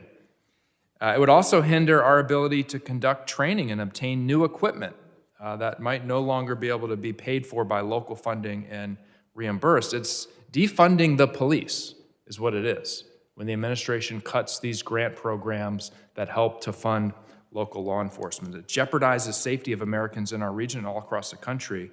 And I think Virginians and all residents of our region deserve clear answers as to why the administration believes they don't need the resources to protect against terrorist threats and other incidents. I want to ask Mr. Nelson, in the past year, in your view, has the threat level to our region, the National Capital Region, increased or decreased, the overall threat level? Increased also in regards to at the local and state level. So the federal threat has always been high here. However, we're seeing an increase in threats at the state and local level that is also increasing now, which is making it even more complex. Okay. And can you just speak specifically how these grant cuts, the cuts to these Homeland Security grants, UASI and others, would hinder DC, Maryland, and Virginia state and local law enforcement from working collaboratively to respond to incidents? And, there's a lot of conversation nationally right now about the need for federal law enforcement and local law enforcement to cooperate and partner. How do these cuts, or would these cuts, make that cooperation more difficult? It would make it much more difficult. Following the Paris attacks in 2015, I actually chaired the National Capital Region Complex Coordinated Attack Working Group, where we built systems, information sharing platforms, and resource management programs to address the complex threats in this region. Those programs will likely erode and be demobilized as a result of the decrease in funding. And maybe specifically, how would it or will it hinder our ability to prepare for America 250, 4th of July celebrations, big upcoming events like that? In addition to breaking down the products such as the CCTV program or other types of information sharing platforms, it also, there's other existing programs outside the grant program, such as the information sharing platform that was run by DHS that has also been sunsetted, that we had to pick up as a state and begin running for the nation to try to ensure that that information flow still occurs. Okay. Thank you, Mr. Chairman. I yield back. Gentleman yields back. I now recognize gentleman from Tennessee, Mr. Van Epps, for 5 minutes of questions. Thank you, Mr. Chairman, for holding this hearing, and to our witnesses for joining us. And thank you for your efforts to keep Americans safe. Like many Americans, I'm excited for the America 250 celebrations and the World Cup matches. I also recognize the huge security concerns that these events bring with them, and our law enforcement's significant work to ensure the United States hosts the most successful and peaceful events in the world. Among them, DHS INA is specifically and uniquely equipped to manage threat response during national special security events. But the threats are always changing. Modern UAS and generative AI means nearly anyone, anywhere can disrupt these events with serious consequences, and we must ensure that never happens. Sticking with the theme of interagency coordination and information sharing, Mr. Sena, what real-time intelligence sharing mechanisms are there to ensure all threats are reported accurately during these events? And I know you talked about the 7 systems and some of the synchronization challenges, but if you'd care to expound upon any of that. No, definitely. At the classified level, we have the Homeland Security Data Network, HSDN, which fusion centers have within their operations to connect with DHS intel and what's available within that platform.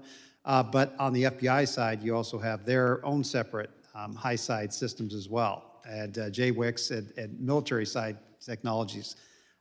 We also have the Homeland Security Information Network, which has a SharePoint site, which is Microsoft-based technology, along with an Adobe Connect system, and those two systems don't actually talk to each other. We also have within our partners at the FBI, within their CJIS division, they also manage the LEAP, Law Enforcement Portal Virtual Command Center, VCC. We also have a number of partners at the state and local level that are using everything from Microsoft to Slack to Signal to communicate. We also have local emergency operations channels and various EOC type communication areas. And the problem we have with much of these technologies is that none of them connect to each other. Many of them have similar tools and resources, but ultimately, because folks don't want to pick a favorite and everyone has their own, it's hard for people to communicate. And that's why a lot of work's been done over the last 4 years to do that direct integration between Microsoft Teams and Esri, because most of government has Microsoft and most of government has Esri technology. So that was what really helped us out tremendously on our human trafficking effort during Super Bowl. But ultimately, we've got to figure out bridges between technology. Otherwise, they fall into pockets. And as far as the reporting of threats, we have the National Threat Operations Center, the NTOC, which is at CJIS Division in West Virginia. They handle about 1.3 to 1.6 million tips and leads per year. And I have to tell you, that's overwhelming. We also have various hotlines for human trafficking. So those go into those pots of information. But the ultimate issue we have is with all these multiple pots of tips and leads information, they all aren't consolidated. And so we don't know what we're missing until bad things happen. And even during the Super Bowl, there was a belief that we were missing some tips and leads from one source party. And one of our partners actually called in a tip to see if somebody would send us the tip, and it never came in.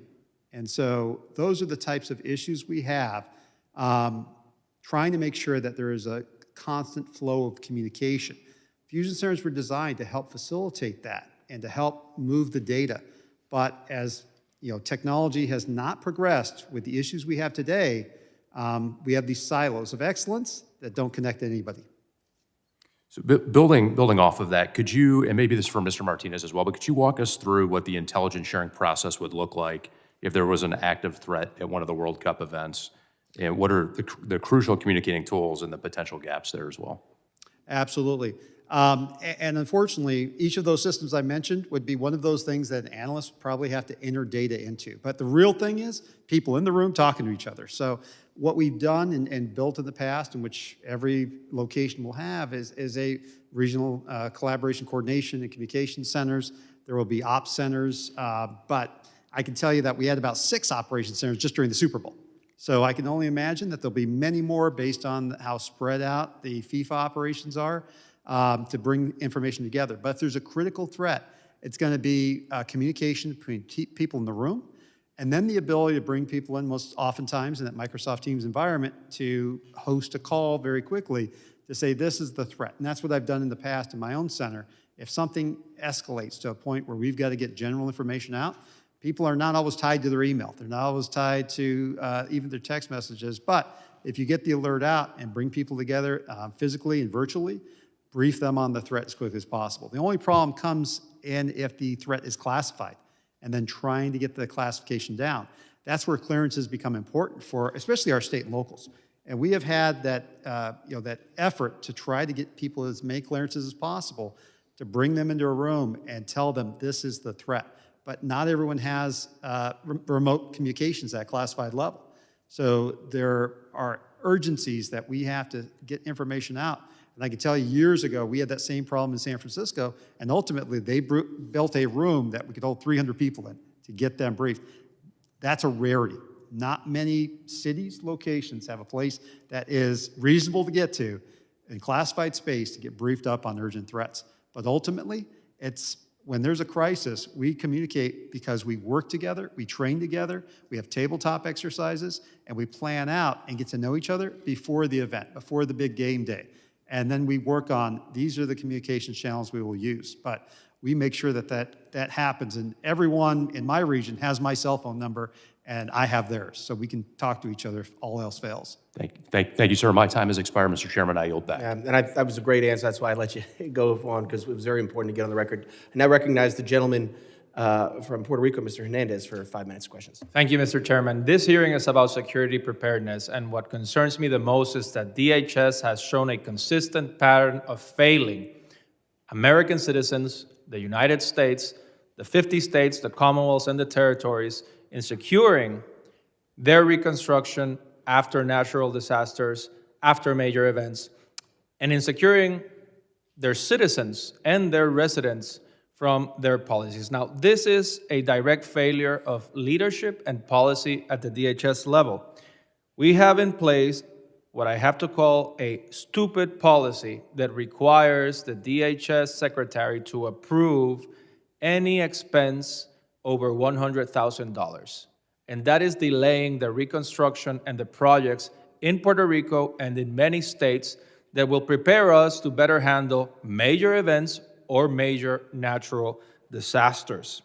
And I've received outreach from constituents, projects like the Hector Solá Coliseum in Caguas, or projects like the backup generators from Fundación Comunitaria that give power and water to over 37,000 residents in Puerto Rico, are stalled because of this stupid policy. And I am concerned that as we speak of major events like the World Cup, like the Olympics, we are not ready to meet the demands of these events if we have not been able to meet the lesser demands of previous events. So, Mr. Nelson, it is my understanding that DHS owes Maryland nearly $1 billion in disaster-related expenses, including for costs that the federal government approved years ago. Can you describe the types of projects currently stalled because of the delays? Yes, sir, and thanks for the question, because there has been an extreme delay, and what this also is causing is not just for these projects to be completed, similar to as they are in Puerto Rico, where we've had projects that are started, but we are uncertain if we'll be able to continue them because of the policy of the $100,000, but it's also the local time that these employees are investing into trying to manage these projects. Those are a lot of the same employees that are dedicated to special event planning and doing other emergency management activities that are now bogged down with the administrative burden of trying to manage this unpredictable nature. And can you speak to how the timeline for disbursement has changed since this new policy was implemented? Certainly. Well, I think it's fair to say that we don't know what the timeline is. There's consistent holds that are put for administrative review, and there's no real certainty on when the funds would be released. So we're still trying to rectify 25 and 24 funds. The future is really uncertain if we don't even know when those funds will be released. For example, we're on a deadline to accept awards by the end of 27th of February. However, those funds haven't been released, so we don't even know how can we accept them if there's an administrative hold. It gives us a very tight window by which we can do anything if we're not even notified in time to react. So, if another major disaster were to strike tomorrow in Maryland, would your state be in a weaker position because of these funding delays? Maryland will always lean in and take care of their people first. The governor is committed to doing that. However, it has greatly changed our posture and put more stress on our local governments and on our state budget of trying to always put public safety first and ensuring that, but other critical programs will likely have to sacrifice as a result. So by extension, other states, commonwealths, and territories would also face, due to these policies, more strains, more risks, more adversity in accessing disaster funding and prevention capabilities. And Maryland also realizes that we're in a position where we often lend assistance to other states and territories in a time of need. We'll be less positioned to do that because of decreasing capabilities and personnel. So it doesn't just impact Maryland, it impacts our ability to support other states and the regions because of our limited capability and needing to maximize our resources. Thank you. Mr. Chairman, I yield back. Gentleman yields back. I now recognize the gentlelady from South Carolina, Ms. Biggs, for 5 minutes of questions. Thank you, Mr. Chairman, and thank you to our witnesses for being here today. This year, it's a special year for the United States. Between the America 250 celebration and the FIFA World Cup, our country will host over 70 major events across more than a dozen states.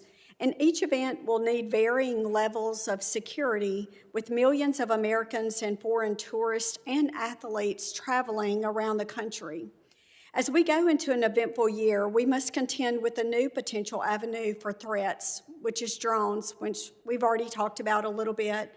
The 2026 NDAA expanded the drone mitigation and the counter UAS authorities given to state and local authorities.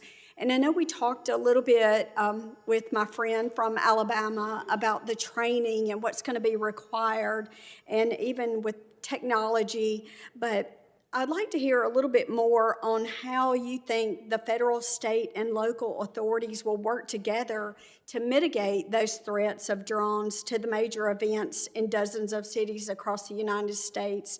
And is there any way that counter UAS authorities could be improved for quicker and more efficient response to threats? And I'll leave that open to anyone who wants to respond. If I may start, Mrs. Biggs, the area that we're currently in, the National Capital Region, has the most complex airspace of anywhere in the country. So the ability for us to deal with countering UAS is extremely important.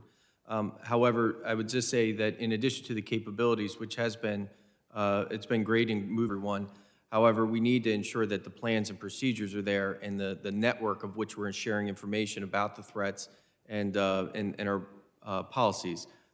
During the Army-Navy game in Baltimore just this past December, there were several occasions where different federal agencies were mitigating drones, and we're not properly communicating that with our state and local partners to know what other risks may be at play. So I would just, again, highlight the importance of good planning and coordination between all levels in addition to training and capabilities.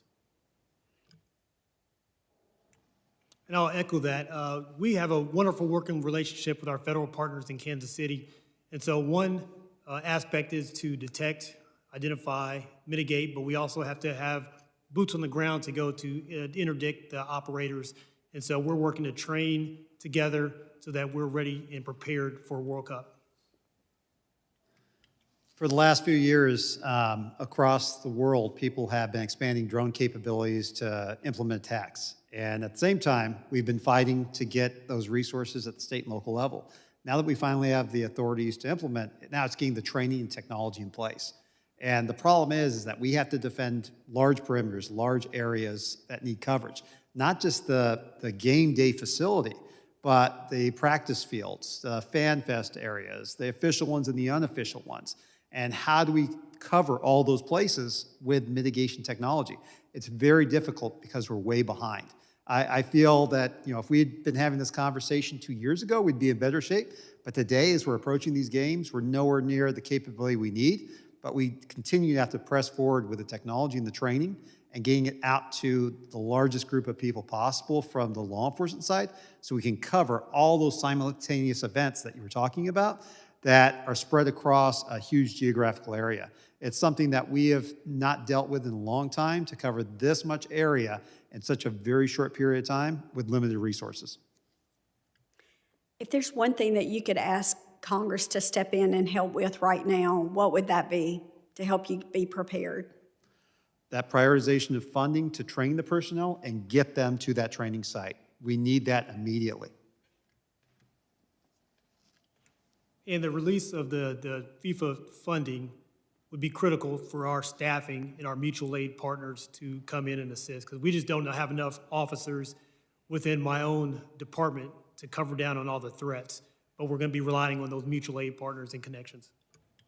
And yes, to both their comments, in addition to the personnel that are working on these plans and coordination are the same limited personnel that are doing the other special event planning, and that are also, many of their salaries are contingent on the funds that have not been released. So we are at a pivotal time where we may not just lose that capability, but the block from Jenga is about to cause the whole thing to come down. Well, thank you so much for the work that you do. And Mr. Chairman, I yield back. Mr. Martinez, it looked like you were about to say something. Did you want to just say anything, Ed? No, I just would like to echo what the other witnesses stated. You know, the release of the funds that have already been approved is absolutely critical. Gentlelady yields back, and I recognize the gentleman from Colorado, Mr. Evans, for 5 minutes.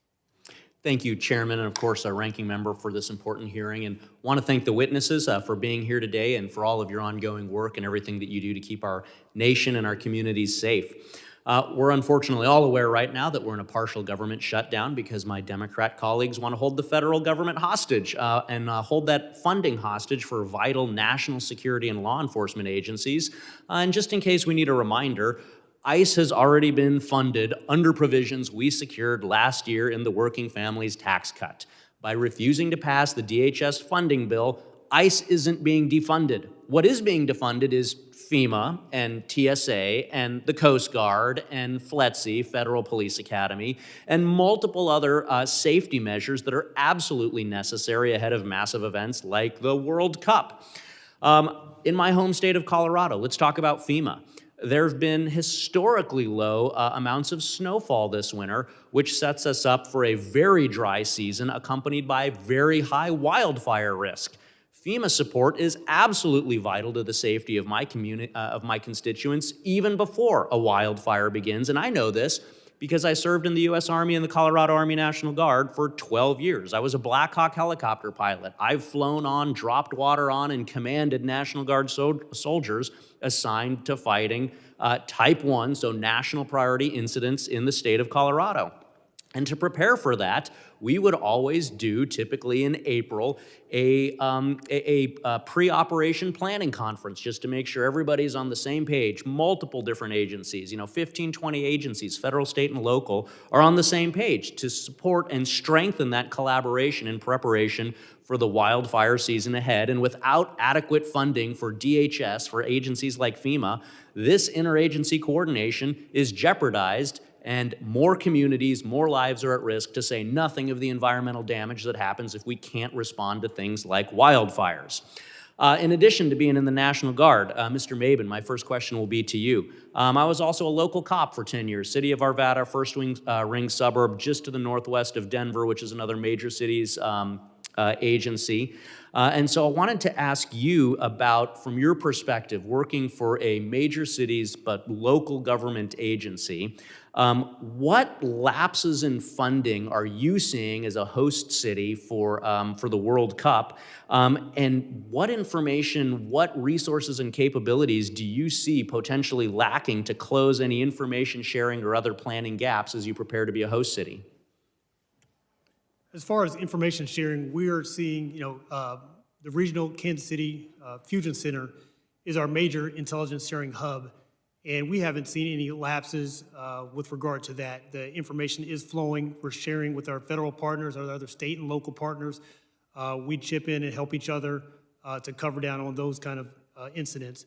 But just more broadly, we do need to see a release of the FIFA funds so that we can get staffing for officers. Because when it comes to the end of the day, we need X number of officers in these point positions, control positions, to execute our planning for World Cup. Thank you. So again, I was a cop for 10 years, and so I kind of know how to read between the lines. So when you say chip in and help each other, that makes it sound like there's probably some Band-Aids that are being applied, and obviously we're in an open forum here. We don't want to forecast any mission-critical shortfalls. People would be surprised to know how many cops I often didn't have when I was trying to keep a city of 125,000 people peaceable and getting along. So I appreciate you commenting about chipping in and helping each other and the implications that go along with that. I'm also glad to hear you talk about fusion centers. My next question will be to Mr. Sena. Again, I mentioned 12 years in the National Guard, Black Hawk helicopter pilot, so rotary wing, low-level aviation operations, things like drones, counter-drone technology, super important to me, both as a rotary wing aviator, also a police officer, and everything that happens typically between 0 and 3,000 feet AGL. So here in my remaining about 30 seconds here, can you just comment on what is needed in this information sharing space to be able to effectively counter the emerging UAS threat? The detection equipment, the personnel in place, the threat liaison officers to get the information out there on suspicious activity reporting. We need tips and leads. That Central California Intelligence Center threat to the Super Bowl that we received regarding drones, it's tips and leads. That's the bottom line. So we need people that can do the outreach. We need people that can do the training. And we also have field intelligence team members that are out there on the ground looking for those threats and working with teams to mitigate them as quickly as possible. Without the funding, without the resources, those teams aren't there. Those analysts aren't there. Those tips and lead processes are not there. And I think as we've seen, this is a game-changing threat that we need to be able to counter. Mr. Chairman, yield back. Gentleman yields back, and I recognize the gentleman from Missouri, Mr. Alford, for 5 minutes of questions. Well, thank you, Chairman Garbarino, for allowing me to wave on to this important hearing today. Kansas City is proud to serve, as you all know, as one of the host cities of the World Cup in Missouri's 4th Congressional District. And across the Kansas City region, local, state, and federal partners have been working diligently to prepare for the influx of visitors and the complex security environment that comes with an event like this. That's why today's hearing is so important. Strong, timely intelligence sharing between federal, state, and local and tribal territories and private sector partners is essential for preventing threats, managing crowds, and ensuring public safety. When that information flow works well, it enhances situational awareness and allows our local law enforcement to act quickly and confidently. And I'm particularly interested in ensuring that host cities like Kansas City are receiving the support, intelligence, and resources they need to execute security missions effectively. Deputy Chief Mabin, good to see you here in the swamp. Thank you. Yeah. Thank you for appearing before this committee today. The funding is not coming through from the federal government due to the holdup. What does that mean to Kansas City? Because the Kansas City budget is in trouble as it is, and in fact, Chief Stacy Graves, who's done a wonderful job of managing the great Kansas City, Missouri Police Department, is now having to cut costs severely to ensure just basic services. How is this holdup in funding affecting our plans to keep Americans safe in Kansas City this summer? We began planning, full-time planning for this probably 2 years ago. We've taken into account multiple different contingencies. We have planning at the stadium, at the different hotel venues, at the Fan Fest, equipment, intelligence, and just operationally. And as we have those plans in place, if we do not have people to execute those plans, then those plans are ineffective. And so right now we're in a critical stage where we need those funds committed and released so that our mutual aid partners have assurances and they can come in and assist us with just boots on the ground for those plans. For those who don't know, Kansas City is in the heart of America, heart of Missouri, heart of America. It sits at the intersection of I-49 and I-70, which before now was already a hub for human trafficking. I know that is a huge concern for your department and those also dealing with the safety. Talk about that. And we are aware that on major sporting events, it's also always a concern of human trafficking. And so we're trying to get that message out to our local partners. We're working with hotels and the airport to recognize signs of human trafficking. We've trained our officers to recognize signs and to be able to respond and get folks resources. We're also working with the FBI on task forces so we can combat human trafficking. It is a major concern, and that it features heavily in our plans for the World Cup. And of course, the border is shut down a lot better than it was under President Biden, but fentanyl, methamphetamine, cocaine are still big issues in the Kansas City region. Yes, as they are with other large cities. And so we work closely with our federal partners on task forces to combat drug trafficking organizations, human trafficking, and other violent criminal organizations. Well, Deputy Chief, thank you again for being here, and to all of our partners in Kansas City, thank you as well. It's going to be a fabulous turnout. We're expecting some 600,000 people to converge on Kansas City for this, to show off Kansas City once again. I will say to the Democrats out there listening now, we have fully funded ICE through the One Big Beautiful Bill. So that fight is not a good fight for you to take up right now. What you are putting in jeopardy is the safety of American citizens that rely on FEMA, that rely on the Coast Guard, that rely on the Secret Service, that rely on cybersecurity to keep us safe in America. It is time to end the partial shutdown led by the Democrats. And with that, I yield back. Gentleman yields back, and I want to thank the witnesses all for traveling here today. One thing clear, we got to get you all the money. So that's our job. So thank you all again for being here, and I have additional questions that I will be submitting in writing, and the members the committee may have some additional questions for you, and we would ask that you all respond to these in writing. Pursuant to Committee Rule 7E, the hearing record will be held open for 10 days. Without objection, this committee stands adjourned.